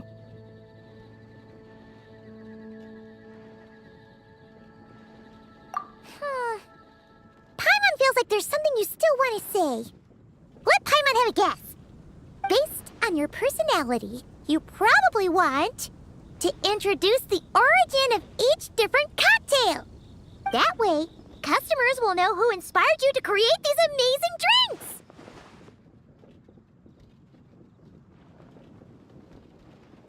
No problem at all. If you need, I can even have someone draft the paperwork on your behalf to secure you the rights to these new recipes.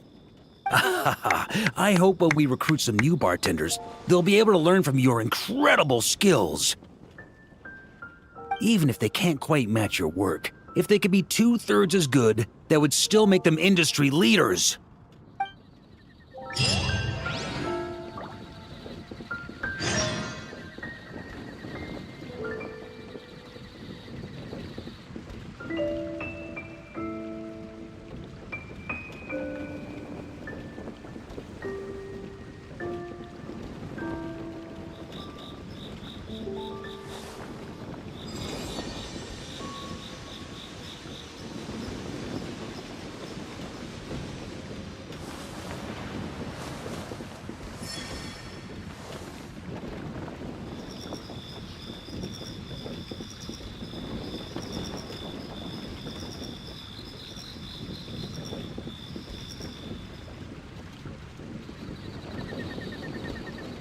Mathematics is the foundation of all things. If you're interested, I can teach you some arithmetic. First, hold out both your hands. We'll start with the 10 fingers.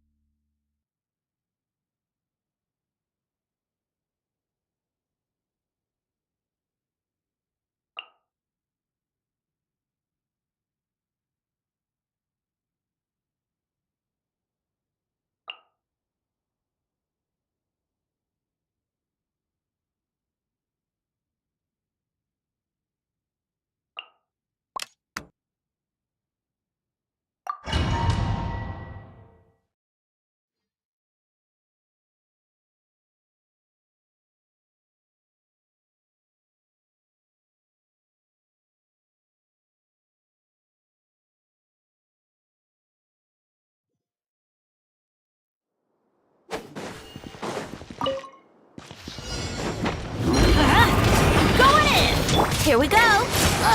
Time for takeoff. The story has only just begun! Leave it burn!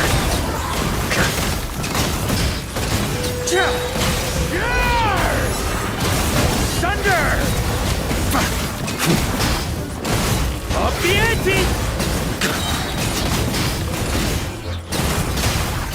Everybody stand back! Huh, think you can get away? Let's play! Get back! Element! Maria sweeping in!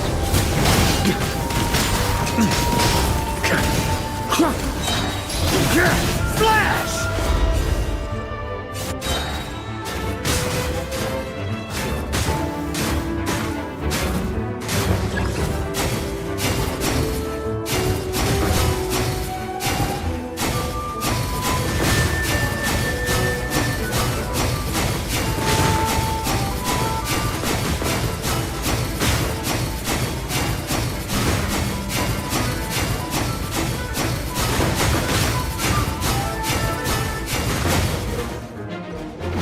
Teamwork is dreamwork! Here we go! Okay! New life! Get burned!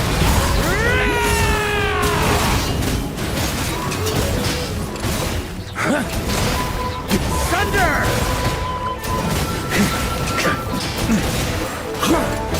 I'm going in! Huh?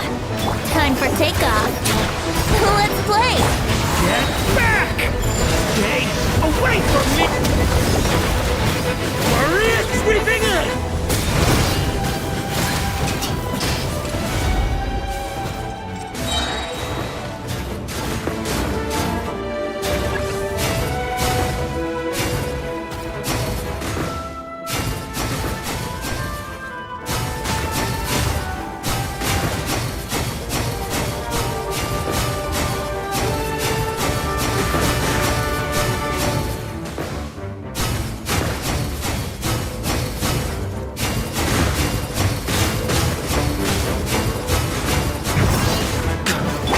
Teamwork is dreamwork! Think you can get away? Turning point in space!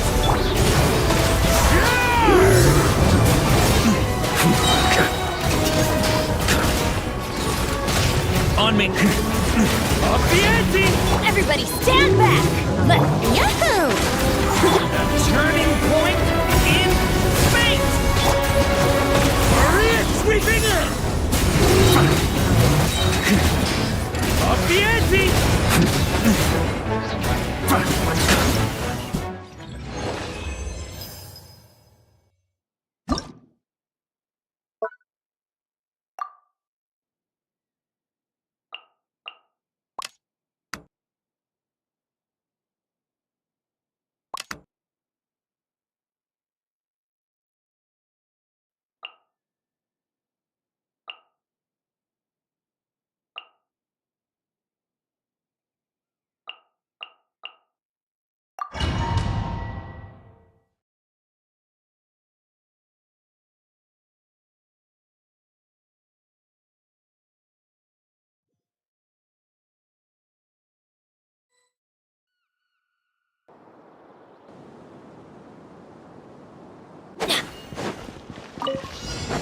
Teamwork is dreamwork! Controlled breathing! Let's move! You asked for it! Stop the antenna! Grant me strength! It's justice o'clock! Turn! Yeah! I'm going in! Huh? Faster! Stronger! On my... Hands where I can... Here are we coming! Yeah! It's justice o'clock! Yeah! Teamwork is dreamwork! Let's... Controlled breathing! Drop your weapons! That's more like it!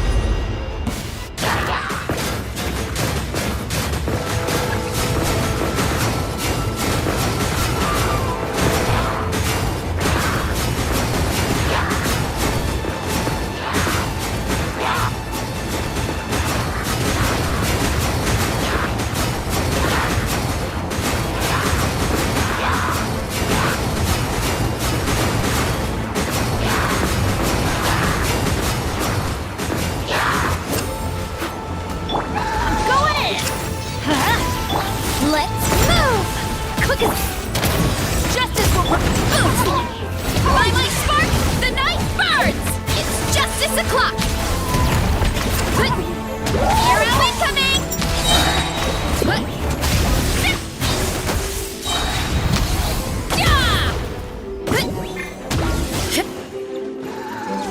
Teamwork is dreamwork! Control breathing! On my mark!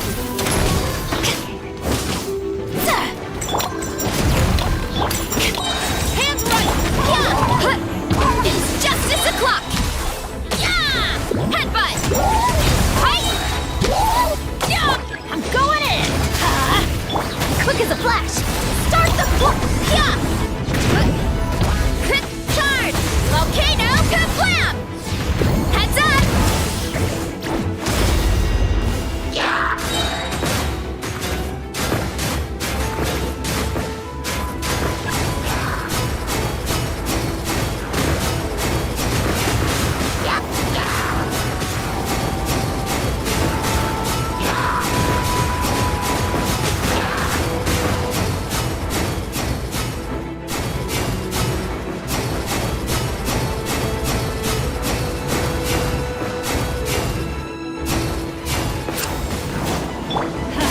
Teamwork is strict! Control breathing! On my mark! One fell swoop! Charge! Height! Headbutt! It's justice o'clock! Yeah! You asked for it! Everybody stay!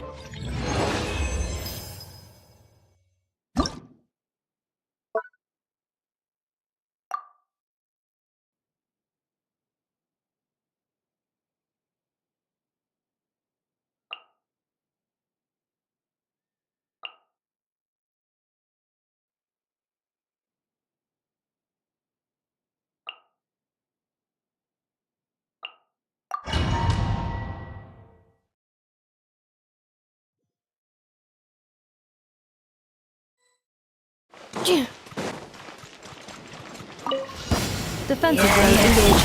Surge. A moonlit night for... Hear the echoes of the valley! Be cleansed!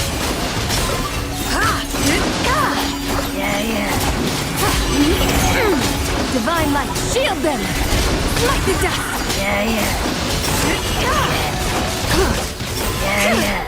Insulation chamber deployed. Annihilation mode. Flame. Converge. Let the mountains vein me!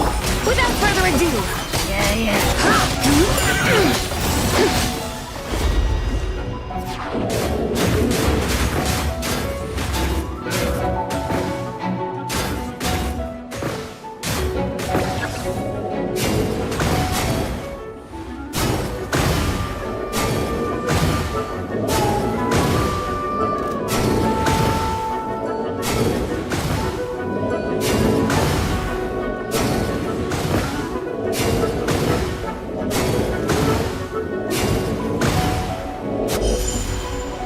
Cleanup sequence initiated. Preparing for dust up. Surge. Hear the echoes of the valley! Be cleansed! Lofty wisdom will show us the way!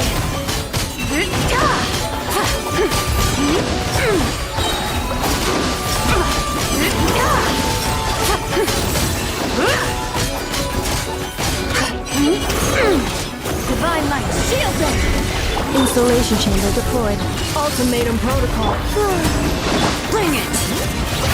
Without further ado!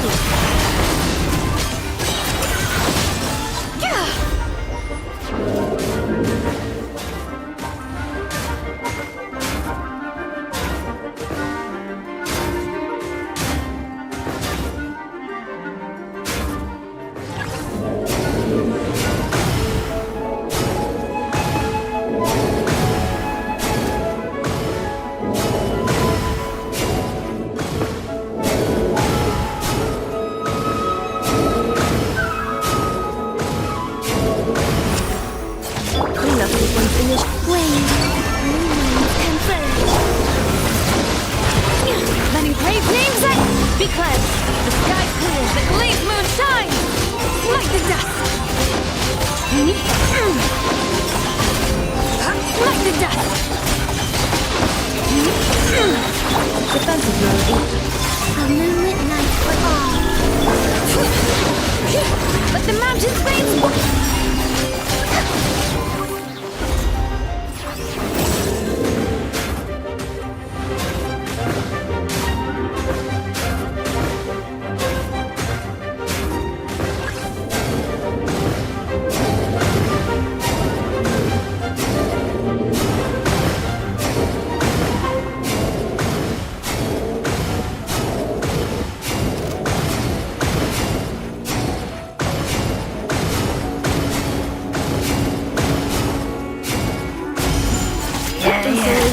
deployed. Annihilation mode. Surge. A new moon rising. Great names echo! Lofty wisdom will show us the way!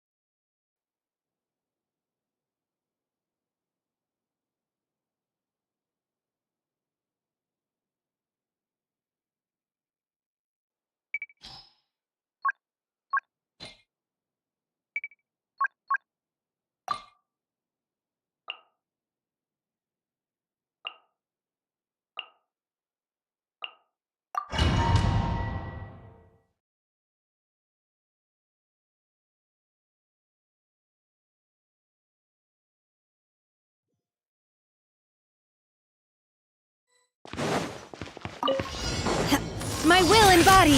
Do your masters. Off to the breeze. Yoo-hoo! Time to shine!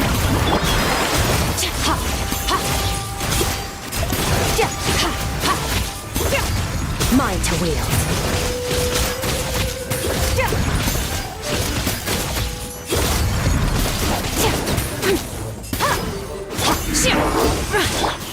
A burst of flavor! Strike a pose!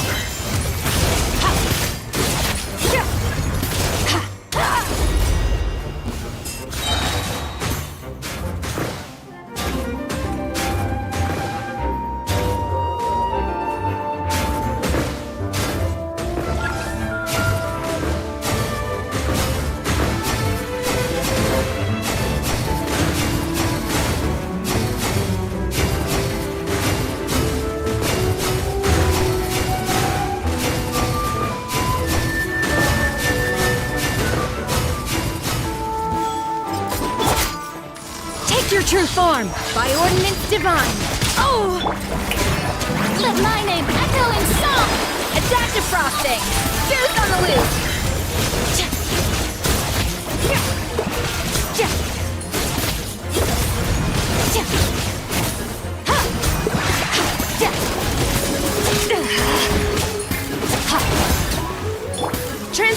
Transfiguration! Do your masters shower me with praise! Let the world know! The pinnacle of excellence!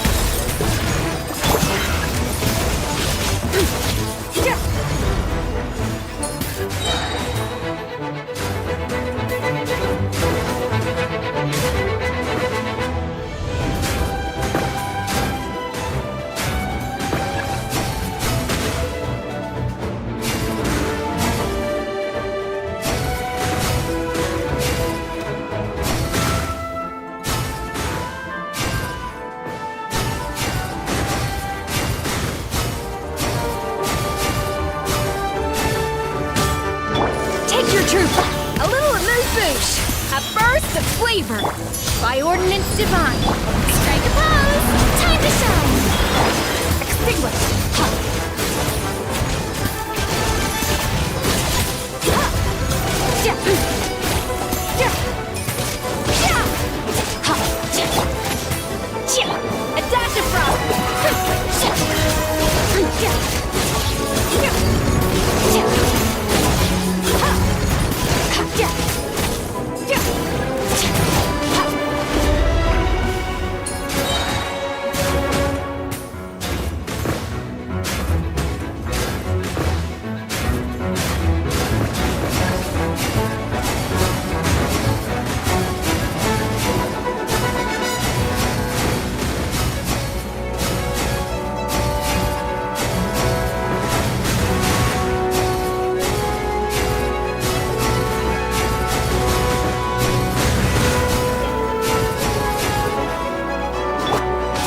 Transfiguration! Cryoing off to the breeze! Shower me with praise! Let the world come! The pinnacle of excellence! Mine to wield.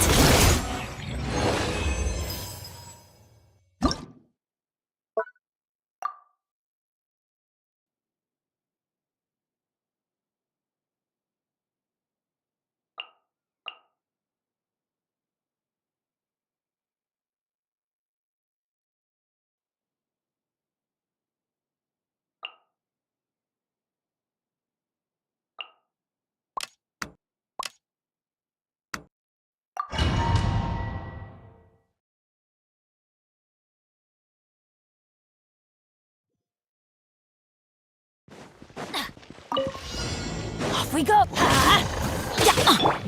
Strike a pose! Time to shine! Teamwork is trim! Not too far now. Go!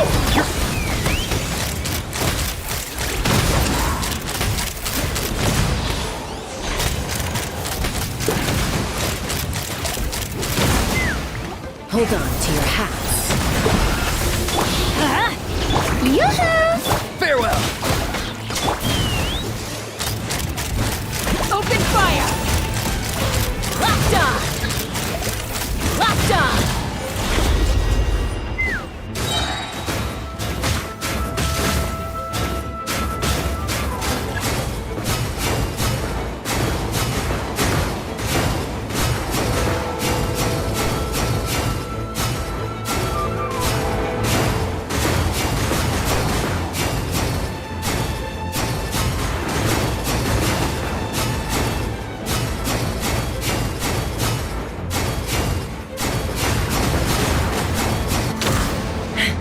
Everybody stand back! Shower me with praise! Let my name echo! Tell me what you see. Be free. Locked on!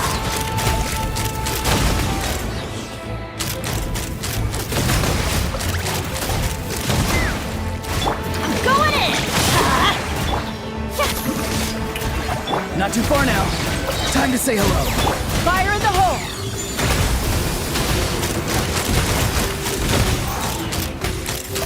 Open fire!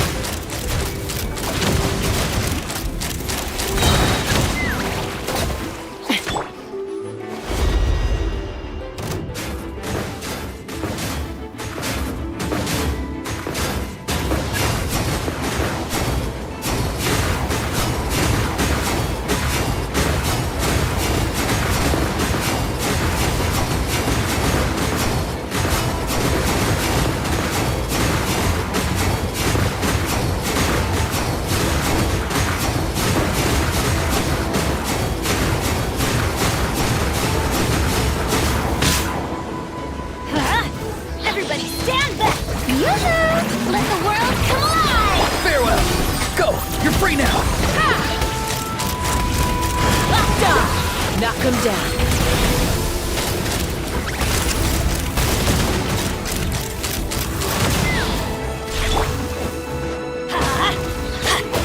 Teamwork is true!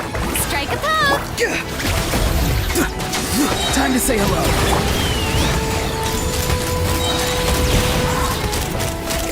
Locked on! Mozart! Yeah!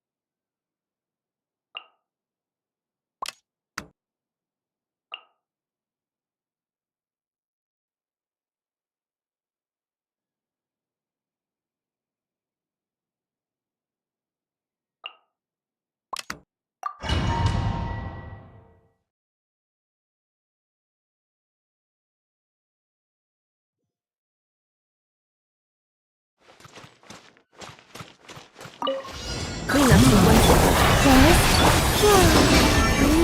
Confirmed. Observe. Be silent. Night falls. The long sleep beckons. Observe. To dust.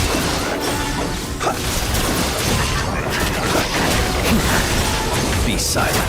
Do you fear the dark? Defensive mode. You pull. Surge. New moon rising. Beware the creatures of the night.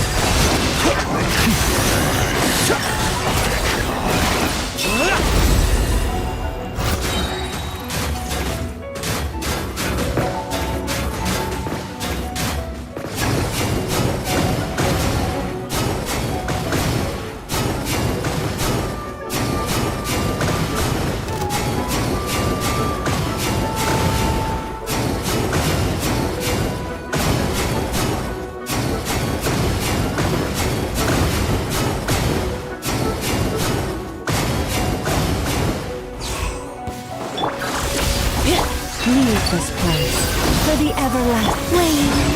Wings converge. Close your eyes. Do you fear the dark?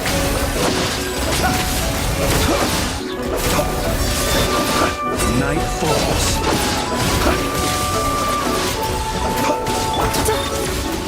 You poor lost left. Surge. The moonlit night for all. The long sleep beckons. To dust. Be silent.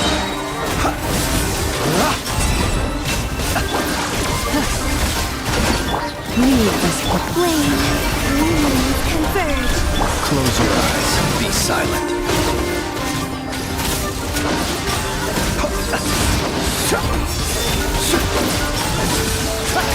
Night falls.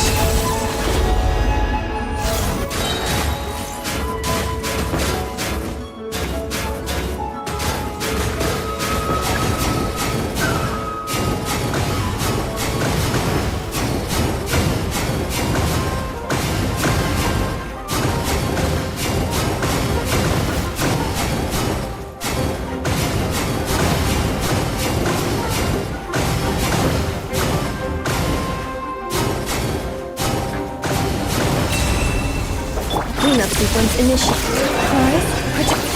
A moonlit night for all. Leave this place. The night cometh. Close your eyes. Do you fear the dark? Observe.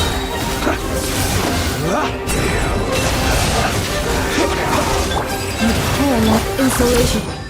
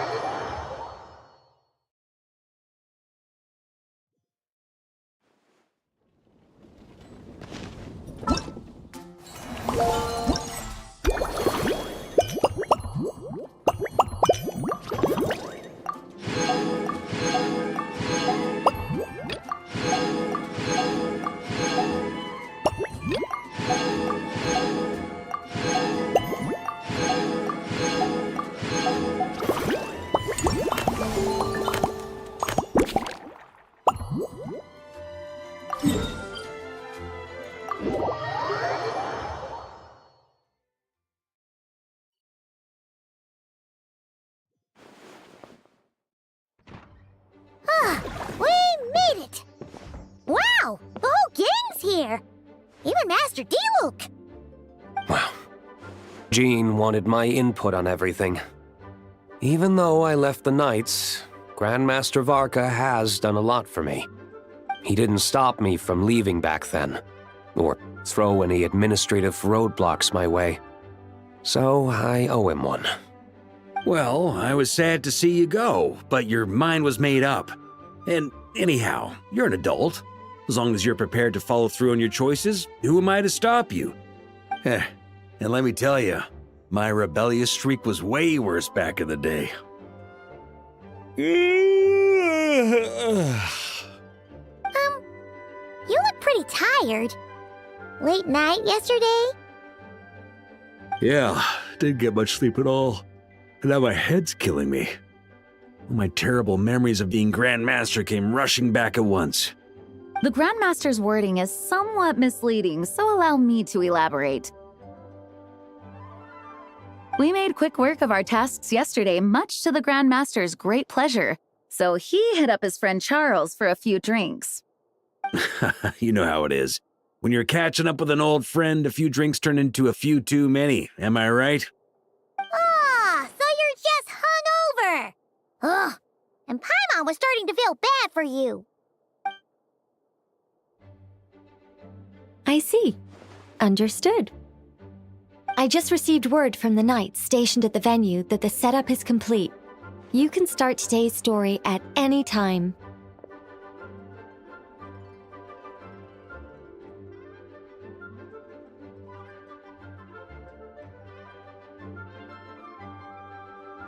Ask away.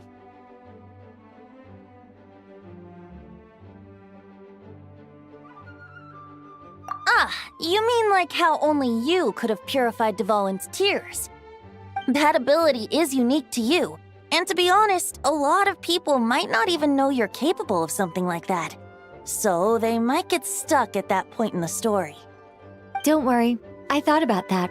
The story told within the bubble has some jumps. I've deleted the parts that might complicate things.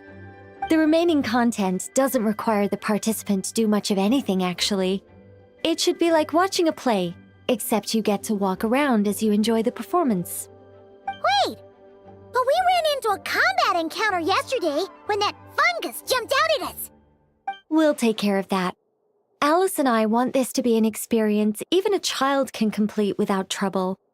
The parts you're testing today are more stable, so there shouldn't be too many bugs.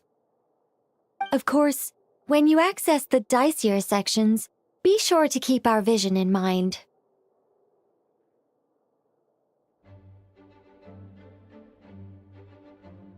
Speaking of Alice, where is she?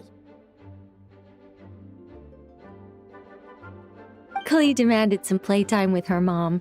And of course, as far as Alice is concerned, nothing is more important than a request from her daughter. Yep, that checks out. Ha ha ha! Well, let's get this show on the road. I'm ready to witness our honorary knight story firsthand.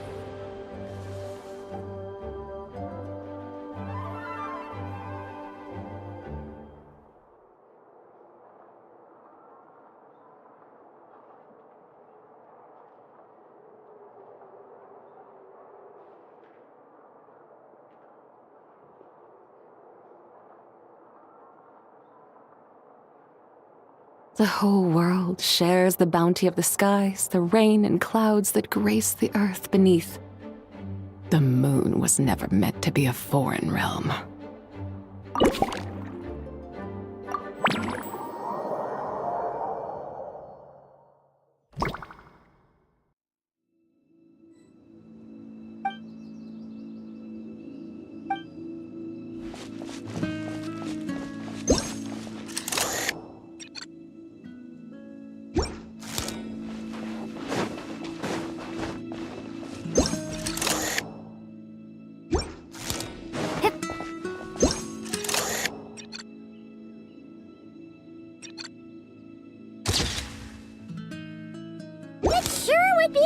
saying if we could build a choo-choo cart track straight from here to Mondstadt. An express line right to the best fish blasting spot? Oh, okay. Might not be the best idea.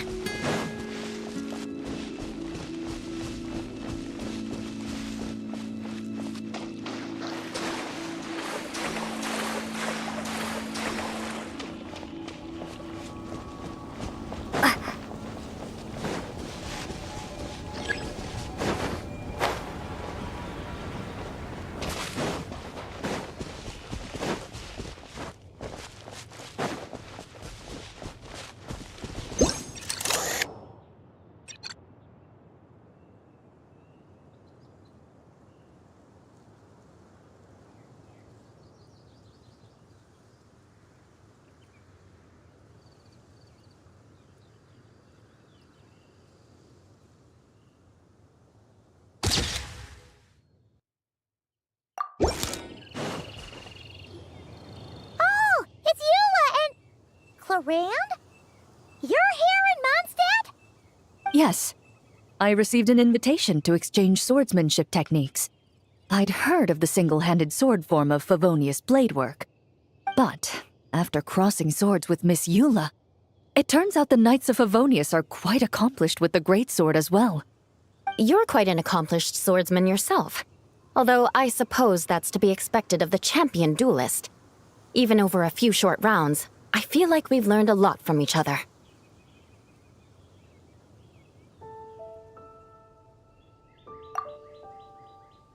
For sure. You don't have to worry about breaking stuff or accidentally hurting anyone nearby. That's right. There also appear to be automatic harpasta launchers in the area. Ah, that's one of your local traditions, isn't it? Shall we have ourselves a game then? Why not? You should know, though, I'm not easy to beat at this game. Ah, hold on. No muskets allowed. Oh, why not? Doesn't it still count as hitting the harpastum?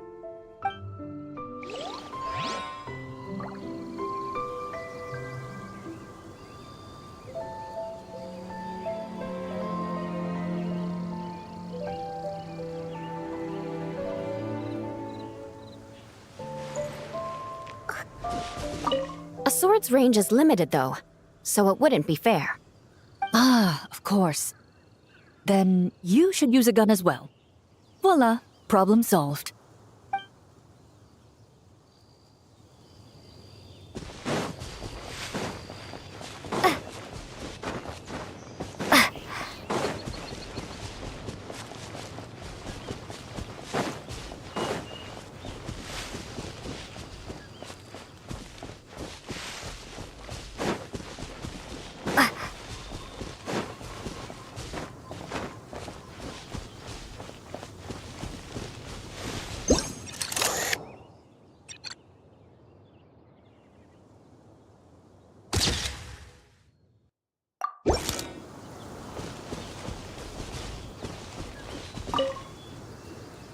Razor? What are you doing here? And shouldn't this thing be in Wolvenden? Fiery woman came to take Lupacol. I said no.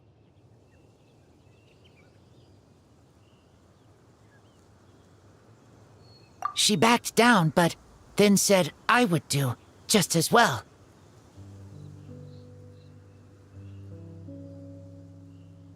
This sword is here, for now. I am here to protect it. Hold on, let Paimon get this straight. Alice was planning to bring Boreas here, but you stopped her. So, she took the illusion of the sword and left you to guard it instead. That would make the trial of Boreas the trial of Razor now, wouldn't it?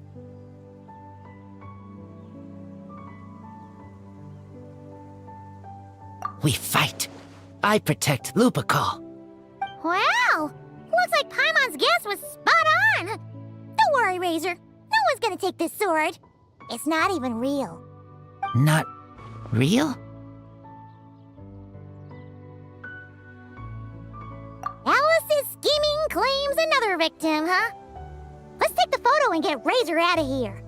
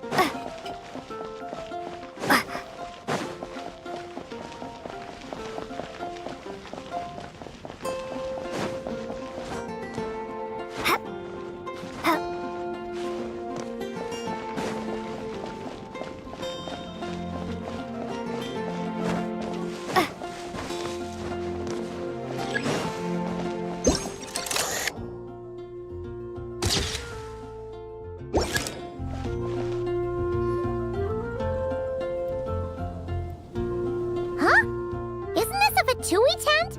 That shouldn't be here. Wait, but there are always those two Fatui around here chatting about stuff. You've noticed them too? I've been watching them for a long time. Not that I've overheard anything useful. Guess it's just my luck. Well, actually, they seem to get information a bit slower than the Knights of Favonius. So they usually end up discussing stuff that hasn't been secret in a long time. Have you guys ever wondered why they don't just go home? Their mission's gotta be over at this point, right?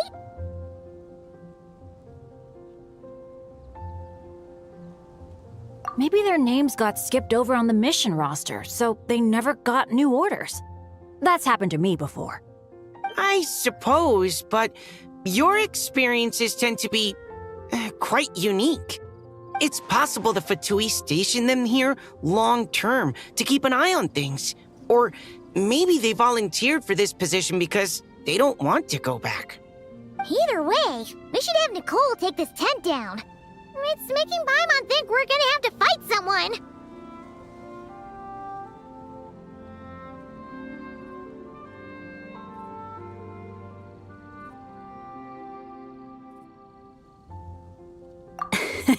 I guess you're right. We don't want people getting their hopes up.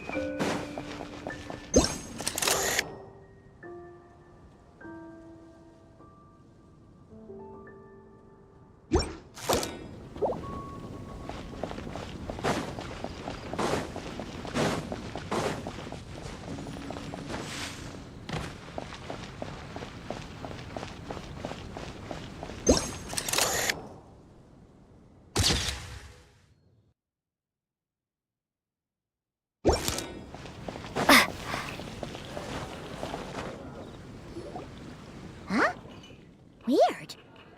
Did Mondstadters always raise boars around here? Found it! Barbara, over here! Coming! Oh, how did this happen? Barbara and I were just grabbing some food at Good Hunter. But then, how do I even put this? The sweet madame and sticky honey roast we ordered came to life. Sorry, what?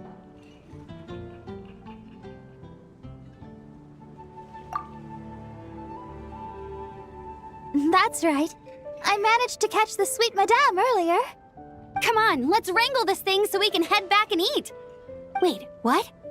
Uh-oh. What is it? More pigeons and forest boars! The rest of our lunch is making a break for it!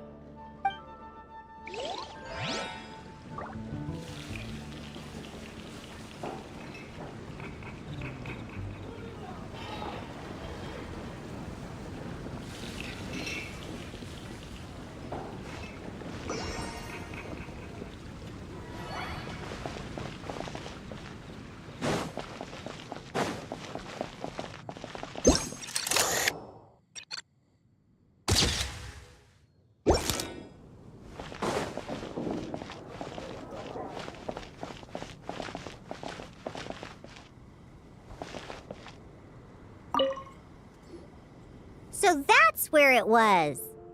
Diona? What are you doing here? It's my first time seeing these little guys. They're from that land, right? Oh, they're so cute. Alice put a version of the cat's tail here and asked me to run it. It has the setup I'm used to and everything. Now, all I need to do is make some drinks. And you know what?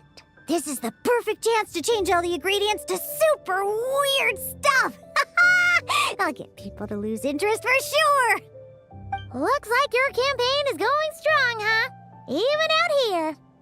Of course, the only thing missing is the cats, actually. They seem to prefer the real cat's tail. But that's not a huge surprise. Cats are sensitive about where they live. Even if the place looks exactly the same, they'll know something's off. So, Alice said she would find different staff instead. And then these little saurians appeared. Aww. Bennett gave me a few pointers on how to get along with them. Turns out, there's not a huge difference between them and a cat or a dog. Hey! Then you should call this place the Saurian's Tail instead.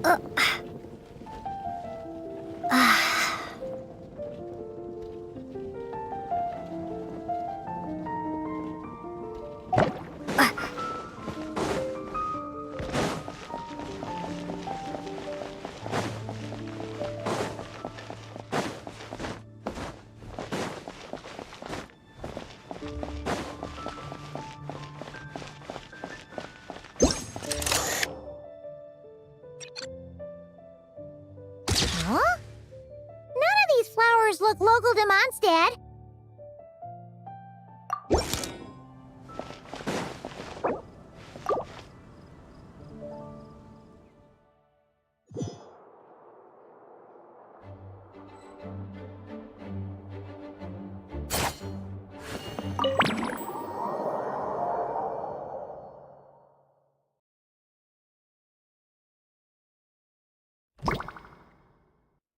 Whoa! Dizzy. That's gonna take some getting used to. Why didn't that happen the first time? Ah, looks like we've jumped forward a bit since yesterday. We're at the Favonius Cathedral now. Wait, is this the bit where we borrow the Holy Lyre?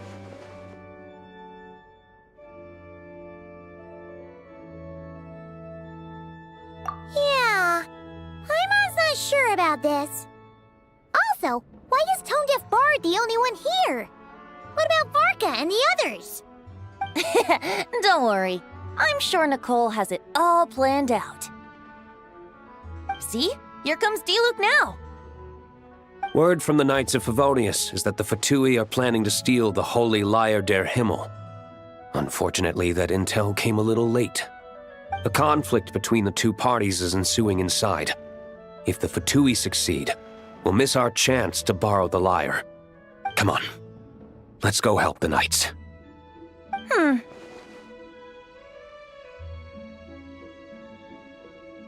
What is it? Oh, so that's how we're explaining this part. Huh. Pretty convincing. It's all thanks to that committed performance from our good friend Diluc. I'm just reading the lines Miss Nicole gave me. You need to play along, okay? The cameras are rolling. Don't worry. Our operation isn't that strict. If there are slip-ups, I'll just delete them later. Feel free to take a relaxed approach. Wait, that was Nicole's voice? Where's it coming from? Probably that small bubble. That's right. This is a kind of communication magic. The same one the Knights of Favonius used to get in touch with me earlier. If you get stuck at any point, you can contact me through this magic, and I'll provide a few hints. How very convenient. I suppose, given how the story is progressing, we don't have to worry about borrowing the Holy Lyre then. That's right. Obviously, we're not including the stealing part in this version of the story. After all, the Fatui were the ones who ended up with it. Borrowing, stealing, leaving out that detail doesn't change the direction of the story. Anyway, the Knights are currently fighting to protect the Holy Lyre. Varka and Jean are already in the underground area. We should head over as well. This is like getting to read the script before watching the movie. I wonder what would happen if, this time, we managed to catch the Fatui thief in the act. That would complicate things. Worst case scenario, we might need to do another take. So if you could refrain from going off script, that would be great. Okay. Someone's got an axe to grind.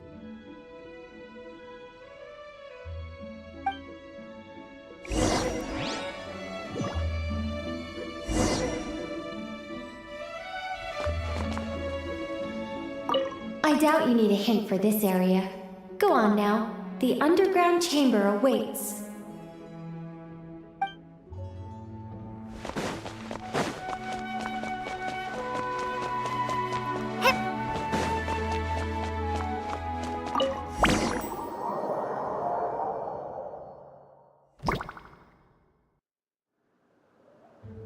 You're just in time. The situation is not looking good at the moment. The Fatui brought much more force than expected. Yeah, it's turned into quite a mess.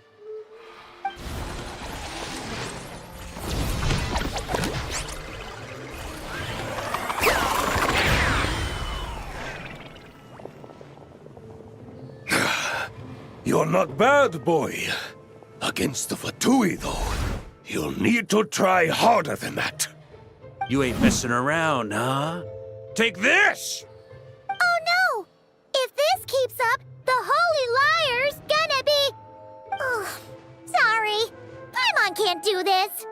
Nicole, shouldn't these people be wearing Fatui costumes at least? Yeah, it's kinda hard to get in the zone when our opponents look like average guild members.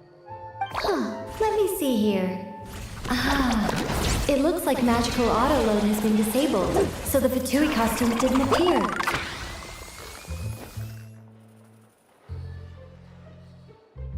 I'll get that fixed. Just ignore the problem for now and continue with the scene. Remember, this is a tense moment. Got it. In that case, I'll evacuate the members of the church right away. All right, thank you. As you see, Traveler, the situation is dire. We need to retrieve the Holy Lyre and get it back to headquarters. Looks like the Fatui are tied up fighting the Knights. I doubt they have the manpower to spare to deal with us. Which means, if we rush in, we should be able to retrieve the lyre. You all sure are getting into character. Okay then, let's go!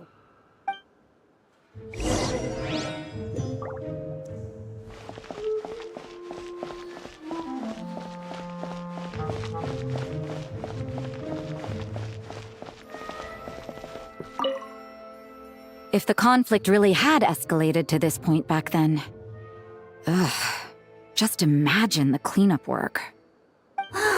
Yeah, good thing it didn't turn out like that. No use thinking about something that didn't happen, right? When your free time is as precious as mine, it's hard not to think about it.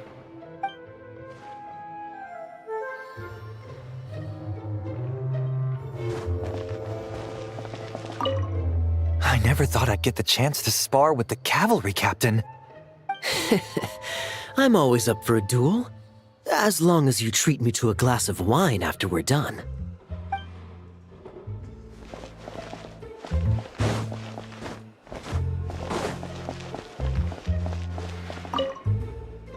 I couldn't keep up with you after all, Grandmaster.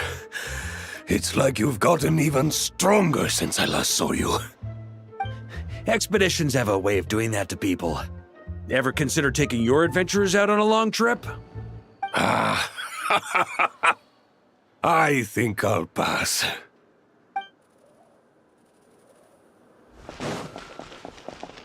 No entry.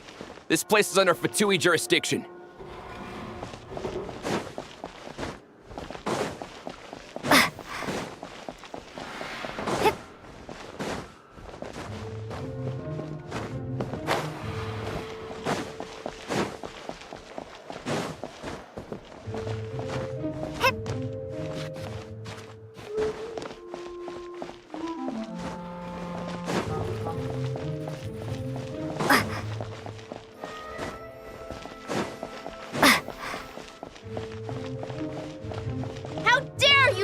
In our way.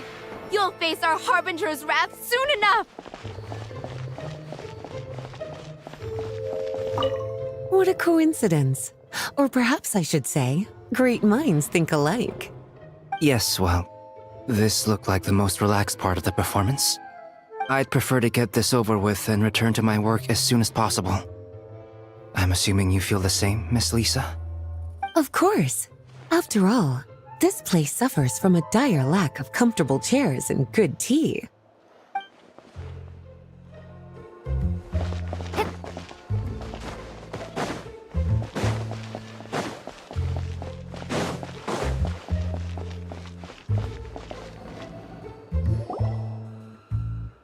The Holy Lyre! There it is!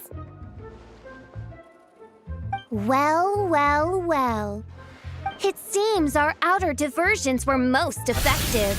The knights know not that the true danger lurks right beneath their nose.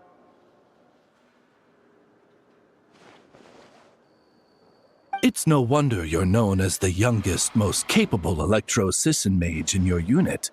You can read our enemy like a book. No! We're too late!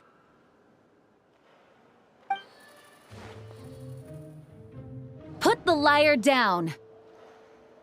You heard her! Put it down and put him up! Or this is gonna get ugly! Wait, why are you the only one with a costume, Fischl? Why? Because I fashioned this headpiece myself, of course. How does it look?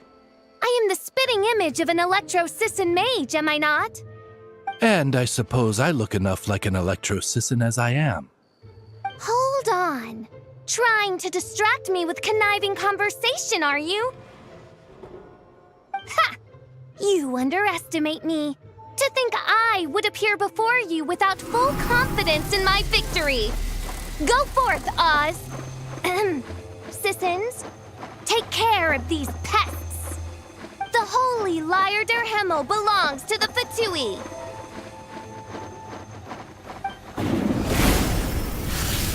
Whoa, that was fast. Mage-powered flight is something else. Fischl is... the Fatus is getting away! After her, quick!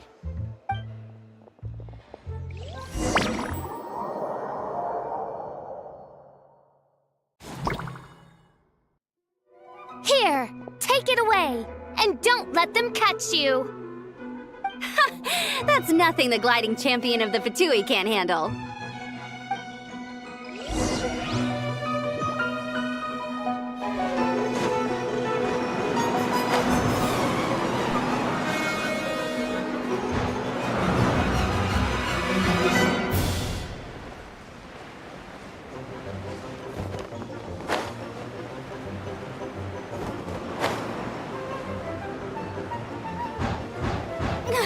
Hey! That goes against gliding regulations!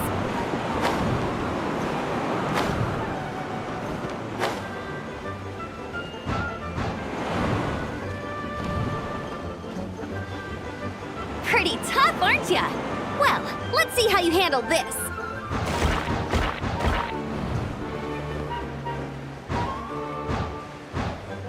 Oh. Paimon thought the Adventurers Guild were the only ones role-playing as Fatui. Just thought I'd lend him a hand. Fischl didn't have time to make me a cool hat, though.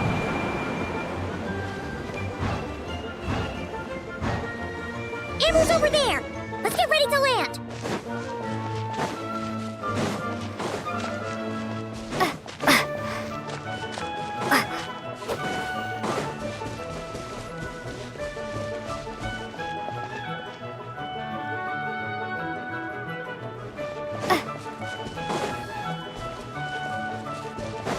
Here they come!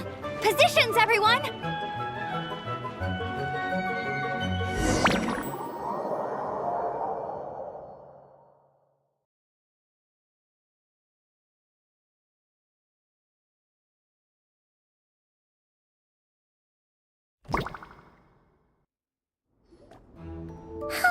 So this is where the chase ends this time.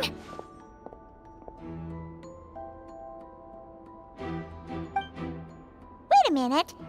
This isn't what their hideout looked like. It's at least a few times bigger. Yes, I remember it being much more run down. This place has far more structural appeal. The Lawrence clan lived here for a time, but this doesn't look like their handiwork. And I know for sure it's not the work of the Knights. Must be a bit of creative license on the part of our dear mages, then. Alice said the original was too run down and didn't fit her aesthetic taste. So we repurposed some assets from the Golden Apple Archipelago.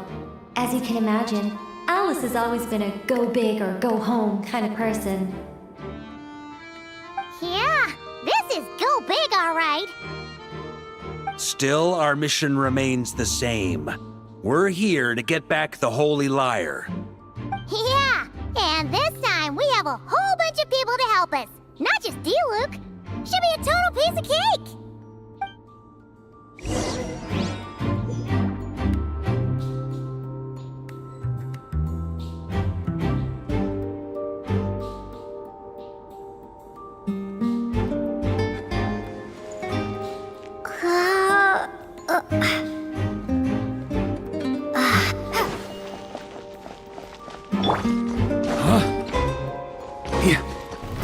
Try to keep up!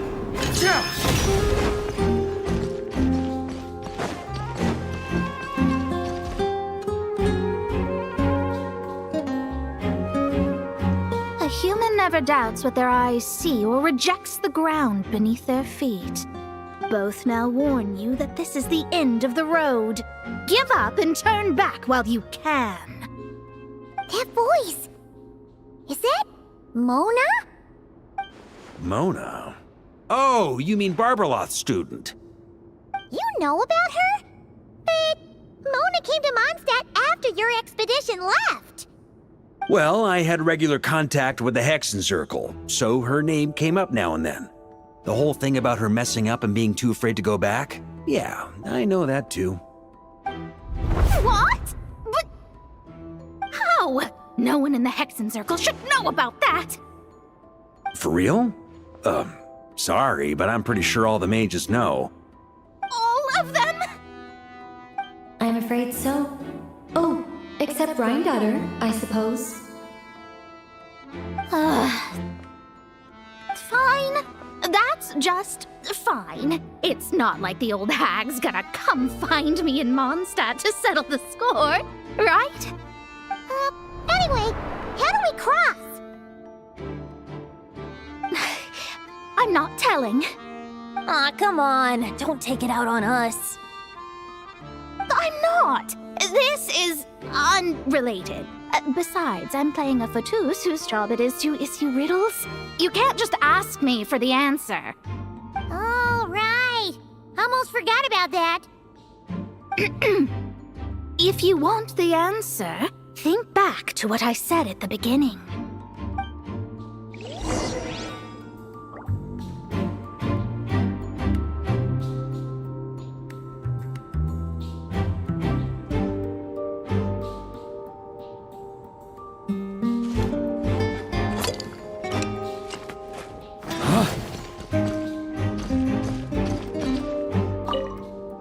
Mona's riddle was as follows.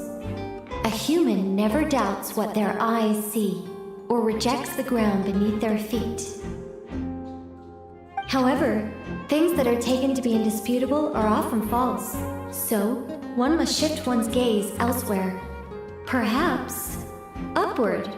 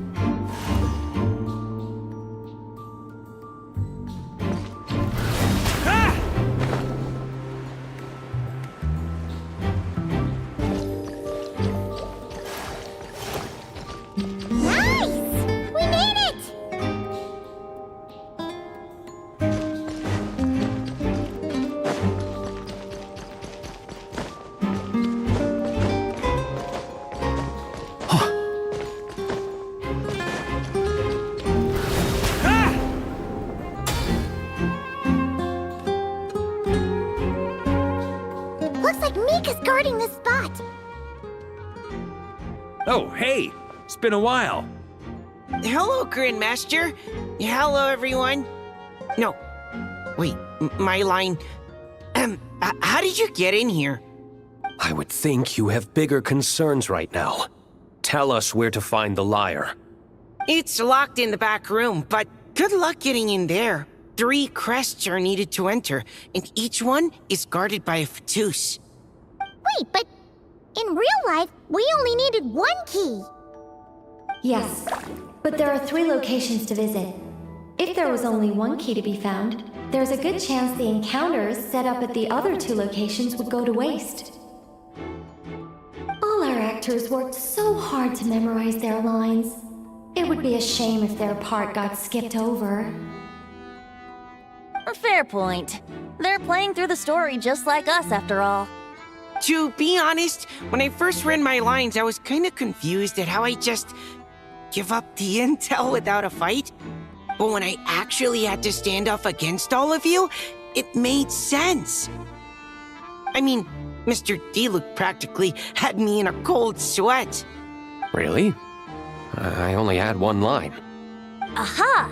Yet in a game of cards, it's the ones that remain unturned that strike the greatest fear in your opponent.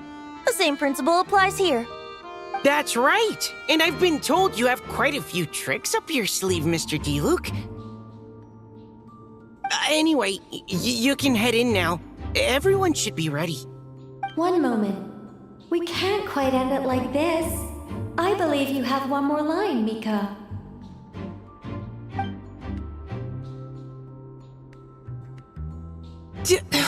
Do I have to say it? It would benefit the scene. All right.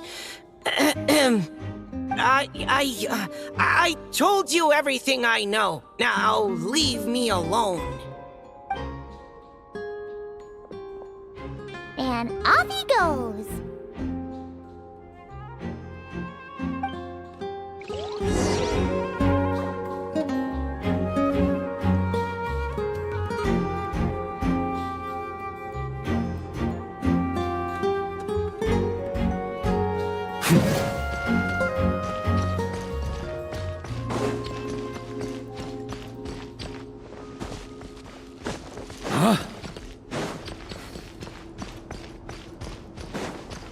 On me.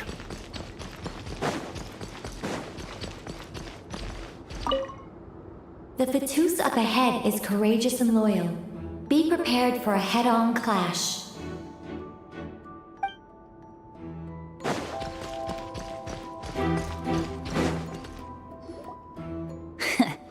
Looks like we were followed. Guess Mondstadt's elite aren't to be underestimated, huh? Stand aside. This one's personal. But this time, I'm fully locked and loaded!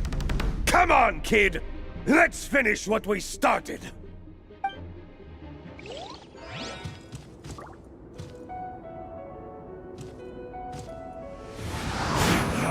You can't run! Well... Trying to keep up! You! Go as one! Don't be a killjoy! We've only just begun! You can't run! Brace yourself!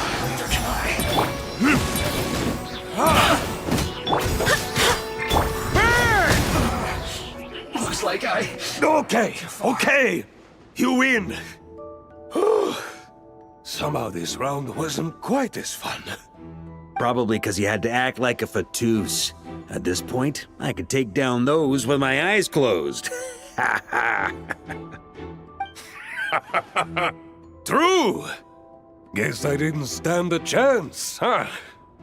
Oh, so you were the one in the Fatus costume.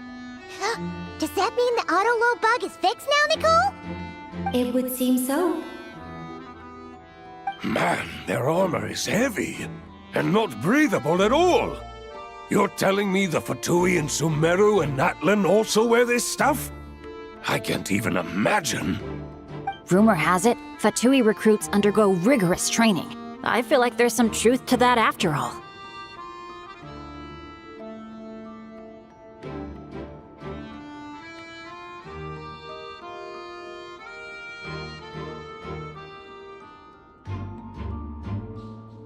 Well, even though we lost, Dad had fun for sure. Here's the crest I was guarding.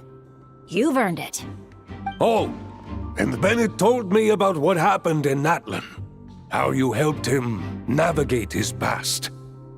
It's hard to believe we finally have answers after all these years.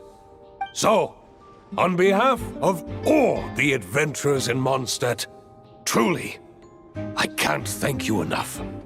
Well, that's what friends are for, right? Speaking of, how have things been since you got back, Bennett? Same old, same old. Bad luck included. But that part's nothing new, so I don't mind. I do miss the Asha, though. I hope I get the chance to show them Mondstadt someday.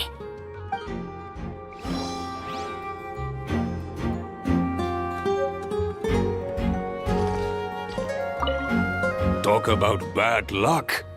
The minute you put on that Fatui costume, the gun stopped working. How weird is that? Yeah, thanks for stepping in, Dad. Guess I'll have to hand it in to Miss Nicole for repairs later.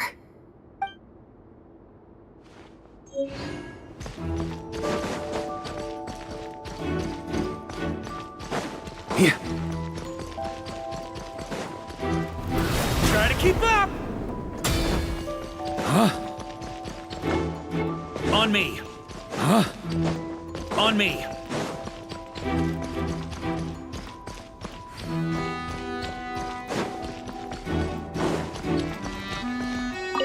Without the crests, I can't activate this device either. Like I said, I told you everything I know. Just leave me alone. Man, I thought I lucked out with just a few lines, but it still wasn't easy to pull off. Anyway, if you want to get into that room, you'll need to track down the 3 Fatui with the crests. Try to keep up!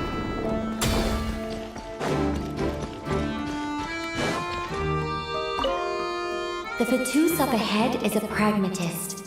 You might have a chance to avoid conflict if you obtain the other crests first.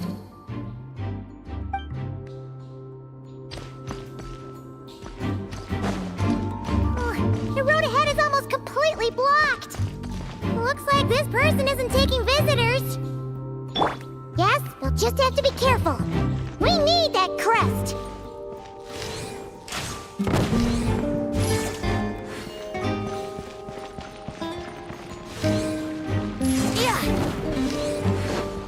Wouldn't gliding be faster? Try to keep up! The Fatus up ahead values wealth above all else. No bargaining chip is off the table. Luckily, I've prepared a negotiation multi-tool for this situation. Don't forget to take it with you.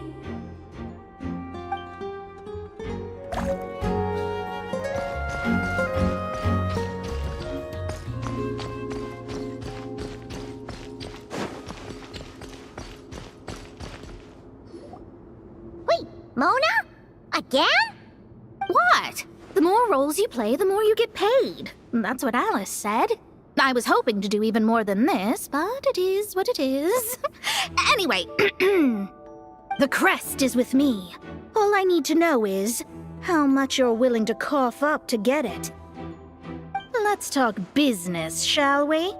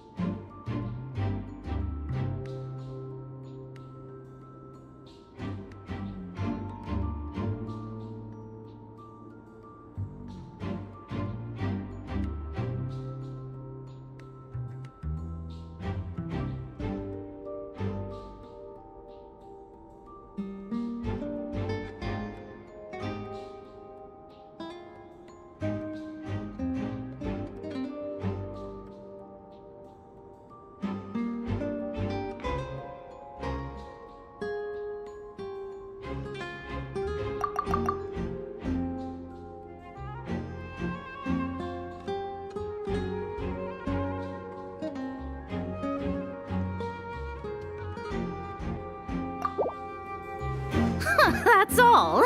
You have to at least make it worth my while.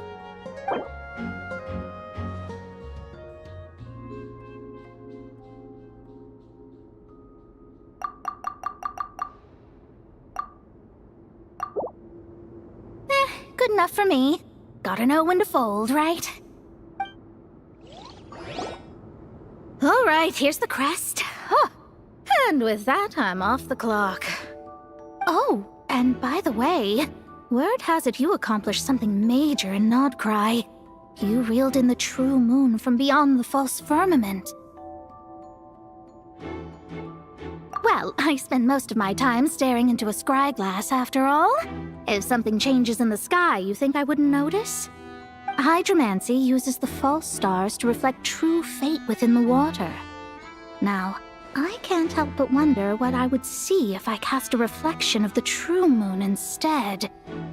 Of course, I need a whole new set of equipment to look into that, which means shelling out a whole lot of mora. So I've been taking on a lot of odd jobs. No wonder Alice gave you quite a few parts in this. Generous compensation, minimal manual labor. It's been a good gig. Plus, the Hexen Circle never promises an amount they can't deliver. Even though her daughter is, in some part, responsible for my predicament. That was a long time ago, and I know Klee didn't mean it. Huh. I guess the moon's a big deal in hydromancy. Just spitballing here, but it kind of sounds like your progress would be much faster if you, I don't know, just contacted Barbeloth directly. Oh, come on. Enough about that old hag. You're doing this on purpose, aren't you?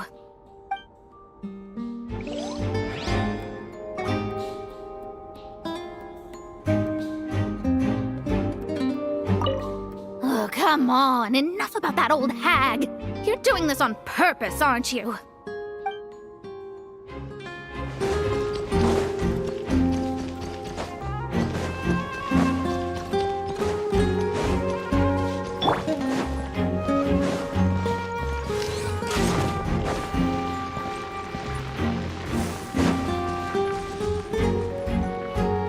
What? They handed over their crests? Looks like the decision has been made for me, then. Further resistance would be foolish.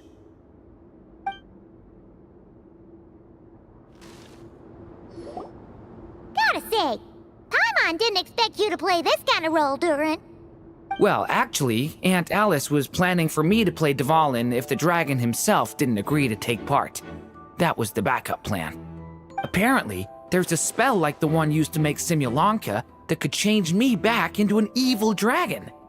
That does not sound like a good idea. I have to agree. That sounds like a disaster waiting to happen. I don't think I'd be very good at playing the evil dragon anyway.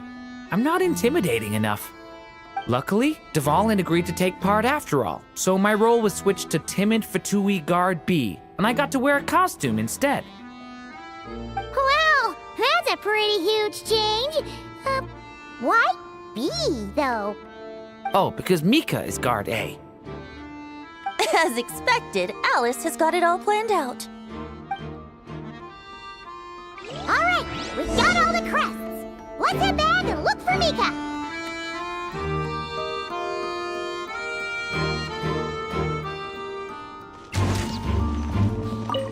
I'm just glad I didn't have to play the evil dragon in the end.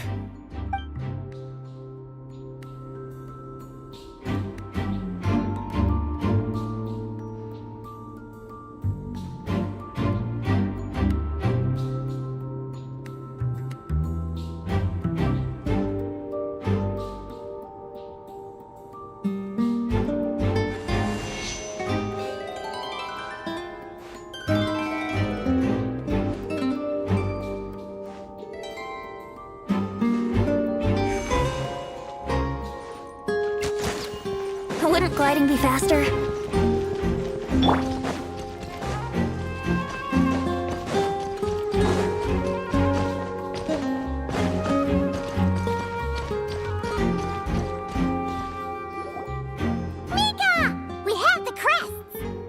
All right. This elevator's a bit complicated to operate, so Miss Nicole asked me to help activate it.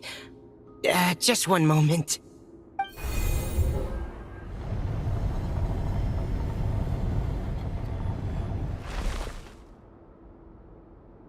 Thanks. No problem. Best of luck up there. Huh. I don't remember Fatui being this nice. Where's the fun in that? Of course you want to make things difficult. Come on, let's get out of here.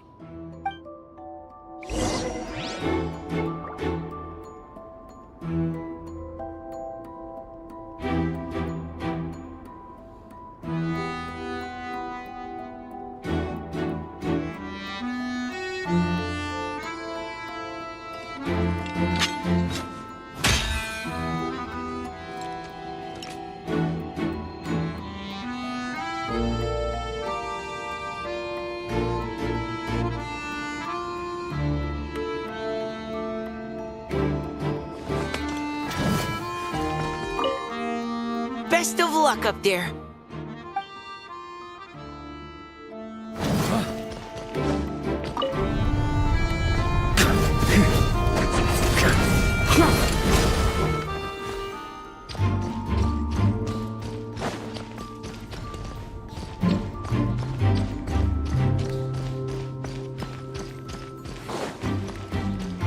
Security's tight around here.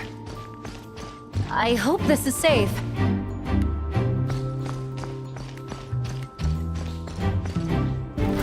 Try to keep up!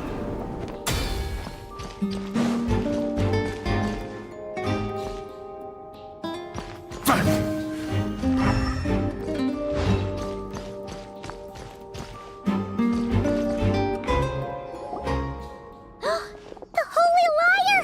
Here it is! Wait, but Paimon remembers something about a...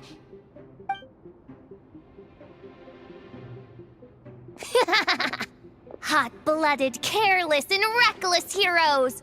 Despair, for you have stepped into my trap! Wait, what? All it did was lock the liar up! Well, I wasn't the one who designed it! All Alice said was that activating it would turn the tables. I see. That checks out. They laugh as if they already know what is to transpire. I do not have a good feeling about this. Allow me to clarify before we proceed. How was it that the liar was retrieved back then? From what I've heard, the Fatui agent guarding this place was given a thorough beating, and then the lock opened. So then, I'm the one who walked into the trap? Do not despair, mein Fräulein. Miss Alice provided us with backup, did she not? We are not entirely outmatched. 'Tis true. Though thine Prinzessin stands on the cusp of defeat, courage has not yet failed her. Let this be our last stand! Come forth, my loyal servants! Smite all who stand against us!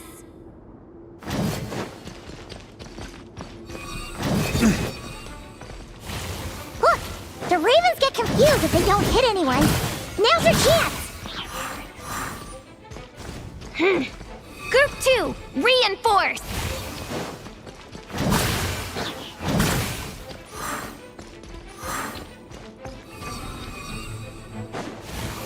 Huh? On me! Huh?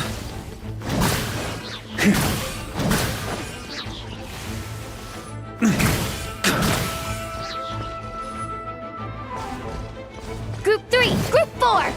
Oh, forget it. All of you, attack at once!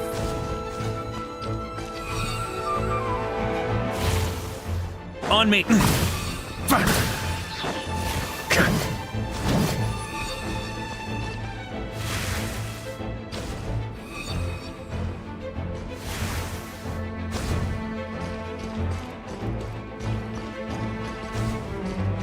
Huh? On me!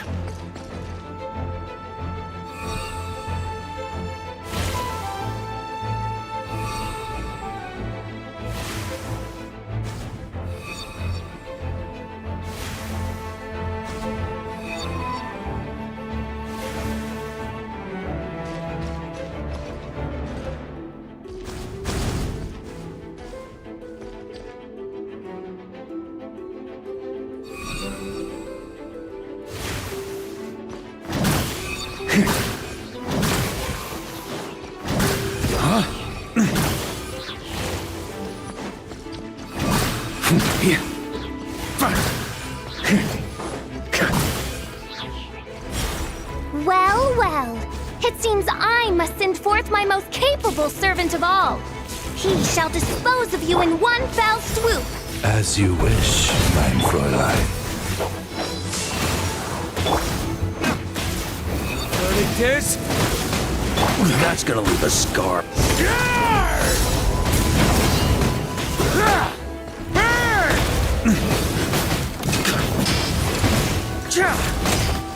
Okay, shred him!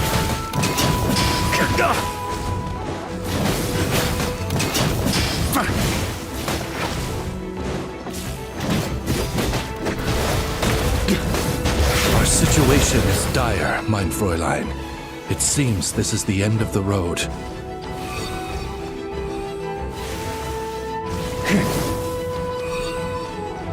Huh? On me! Let's play! Time for takeoff.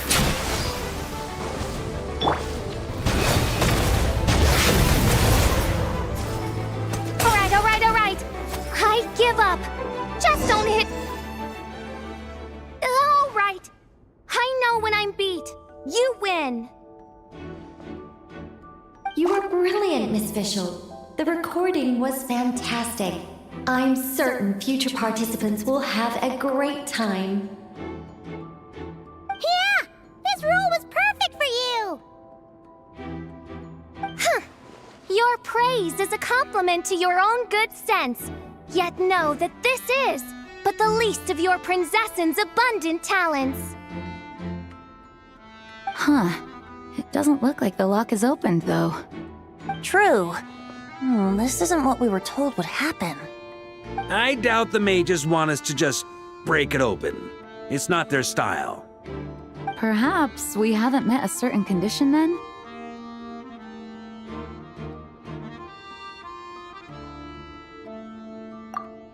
Oh, wait!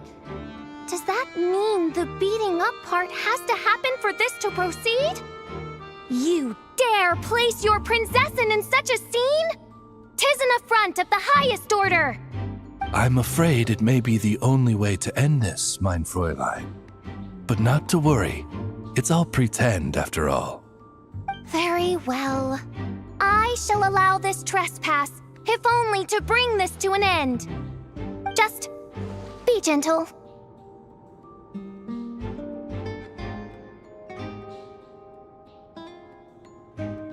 Huh? Oh, right. Paimon's the weakest one here. Here goes nothing!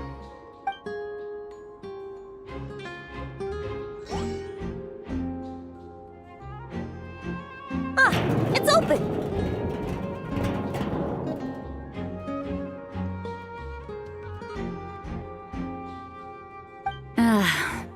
Miss Alice does love to tease, doesn't she? Congratulations on obtaining the Holy Lyre der Himmel. That's a wrap for now.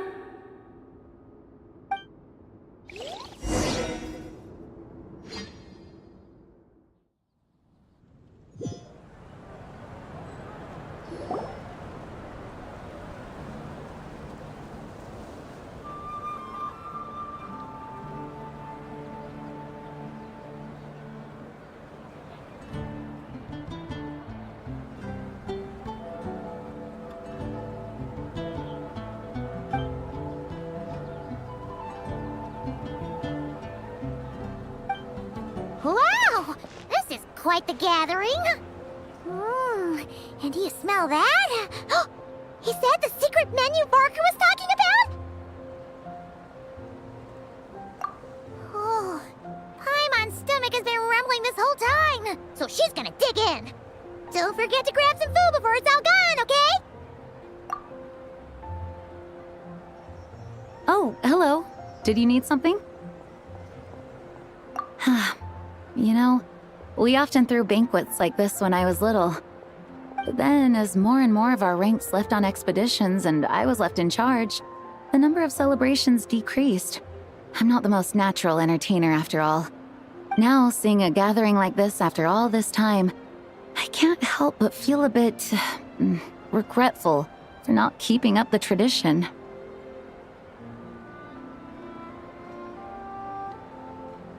Well said, traveler. Barbara? You told me you wanted the expedition members to feel at home. But in my eyes, the feeling of home isn't something you can force. Home is... what happens when we're all together like this? Oh, you're right. And you know what? I've been coming to the same conclusion. The location isn't the most important factor. No matter how far we get from Mondstadt, home is wherever we're together.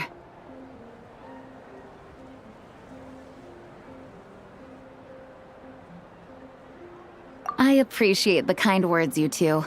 I will do just that. Make sure to do the same, traveler. It's not often you get to make it back here. There's a lot of people waiting to catch up. Now that we're outside the bubble and no longer in character, there should be plenty of time.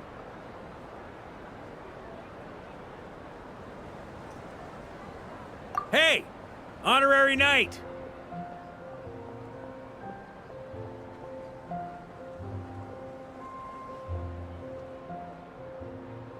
Look up!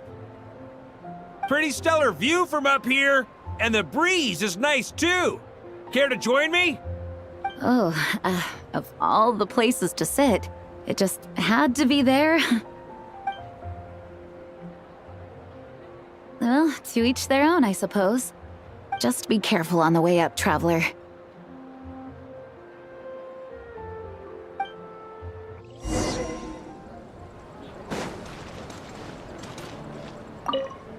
As the battle hung in the balance, I spoke an incantation from the Emanachreich, broke through their ranks with ease, and thus the holy lyre was mine. 'Twas light work for one such as I. Cyrus told me all about it. You were amazing.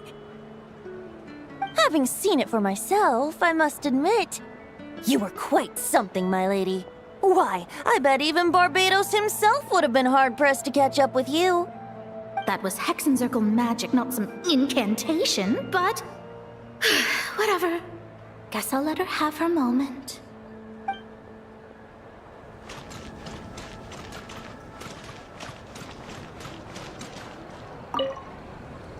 Don't worry. Paimon will save you a serving of every delicious dish.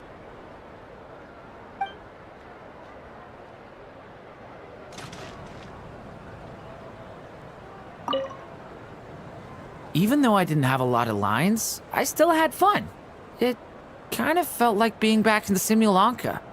Acting out a light-hearted script alongside a bunch of friends. It was nice to have a laid-back experience for once.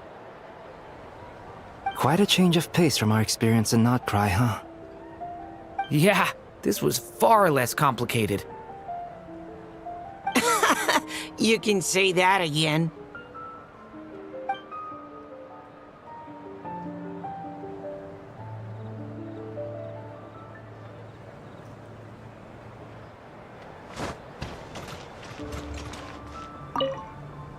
Wanna eat at our table?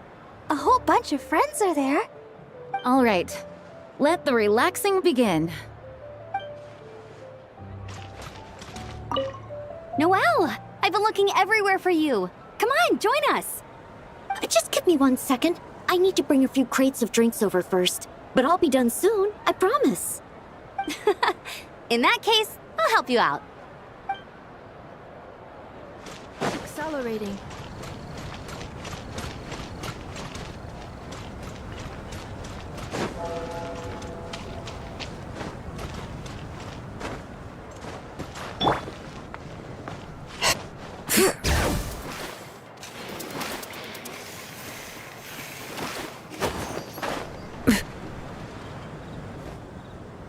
Have a seat. I come bearing drinks. Booze free, of course. You're welcome. Ah, well, that's what being home is all about, right? Letting go, feeling at ease. Figure we both deserve that after all this time. You think so? Glad to hear it. There's no place like home. That's what people say, right? The expedition took me far and wide, and still, little alcohol in my system, it would all come back. The cathedral, the statue, the windmills in the city, the pigeons and dandelions in front of the gate. The further away you get, the more you miss it. I might be biased, but it means a lot that you care about this place.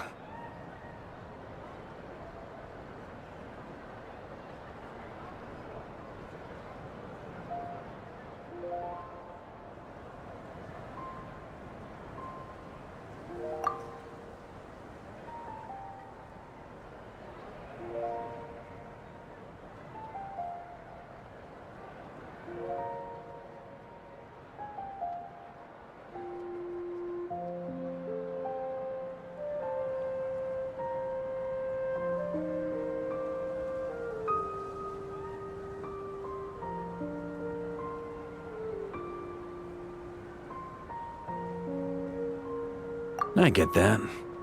The people are what make Mondstadt what it is, too. All the carefree kids running around, livening up the place. Which reminds me, I never thanked you for helping Mondstadt out back then. It takes a special person to do what you did. Most people are helpless in the face of abyssal corruption. Considering their target was Dvalin, things could have been bad. I suppose Barbados could have handled it, even though he hadn't been awake for long. But still, I doubt the ending would have turned out quite so perfect. Dvalin is family to him, you know? Having to choose between the dragon's life and Mondstadt's safety, that would have been cruel. Not to mention, the Wild Hunt would have reached our borders sooner or later. We'd have been stretched thin without your help. Maybe you've never put two and two together, but what you did in Natlan also helped reduce the threat of the Wild Hunt. If Natlan's crisis hadn't been resolved, the two abyssal powers might have joined forces at some point, making our situation even more dire. Ha! Look at us, taking down the Abyss in two separate nations. Doing the Knights of Favonius proud, aren't we? I guess not. In any case, for a knight, honor is something you get to define for yourself, no matter what the outside world thinks. And that's the question, isn't it? Why do we do what we do? Well, I think it's safe to say you already know the answer. Ah, so this is where you've been hiding. You know, I don't think this was designed for sitting. Ha! When did you become such a stickler? Come have a drink with us. There's plenty. Don't mind if I do. Grape juice? Again? You know, Charles would never let me hear the end of it if I started drinking without him. Disappointing, but understandable. Oh, I almost forgot. Since this banquet is also for the actors, I invited Dvalin. All right. Might hike up the bill a bit, but who cares? Haven't seen him in too long. Yeah, well, he turned me down. He never did like being the center of attention. The city is a little too small for him to spread his wings. Even if no one is afraid of him, he could still take out a windmill or two. Guess it's better not to risk it. Huh. Maybe it's time to draft a proposal to build him a landing pad. The Traveler's right. If this is what makes him comfortable, might as well let him be. In the meantime, I propose a toast. To our honorary knight. To our honorary knight. I often think about our parting at Windrise, you know. And now, almost in the blink of an eye, the final stop on your journey is just around the corner. Snezhnaya. The Tsaritsa's plans have continued to advance. Now, only the Pyronosis remains free from her grasp. But if even the captain couldn't take Malwika's Gnosis by force, I guess we don't need to be concerned about its safety for now. So that's good news, at least. You wouldn't be taking a dig at someone else's ability to hold on to their Gnosis, now would you, Grandmaster? Haha, of course not. I'm not one to rub salt in old wounds. Her harbingers do often tend to take a rather extreme approach. Just look at Child or Signora. But we would be mistaken to ignore the fact that Senora did not win the Geonosis using force. Right. You told me about the contract Morax signed with her before his death. You're saying she didn't need to resort to violence in Mondstadt either? That's right. If she was able to provide a reason convincing enough to persuade Morax, she could have persuaded me no problem. I suppose she just didn't think there was a reason to negotiate. I had just woken up, so I must not have seemed like much of a threat. Honestly, the Gnosis was of no use to me. I didn't care who it belonged to or what means were used to take it. I just knew if I fought her in that moment, the cathedral, perhaps even the entire city, might have become collateral damage. True. I wouldn't put it past Senora to take civilians as hostages either. In the end, though, it was those same methods that led to her end. After all, her third target, the Raiden Shogun, wasn't a big negotiator back then. Perhaps Senora's success in Mondstadt and Liyue convinced her that she was a match for the Archon of any nation. You did the right thing. It pained me to see Inazuma as it was back then. I'm glad things have changed since. Of course, now the elite force of Harbingers has quite a few missing from its ranks, so I suspect the Tsaritsa no longer has the means to meddle in other nations like she used to. Who knows? Perhaps a chance to formally meet her in Snezhnaya might come sooner than we think. Some of our knights remain stationed in Not Cry. If you need help, just say the word, and we'll be there. The look in your eyes. It's changed a lot since you first set off from Mondstadt. But my advice remains unchanged. Never forget that the journey itself has meaning, traveler. The birds of Tevat, the songs in the cities, the Tsaritsa, her Fatui and the monsters, they are all part of that journey. Perhaps earth-shaking truths and indescribable trials await you at the end. Just remember, there is more to life than that. Alright, that's more than enough acting like a real Archon for one night. And still, not a sip of drink for dear old Venti at a time like this? You're no fun, Varka.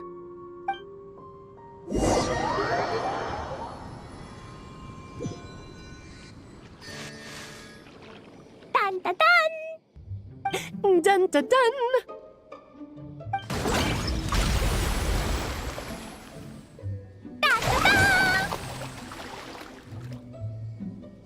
Da da da!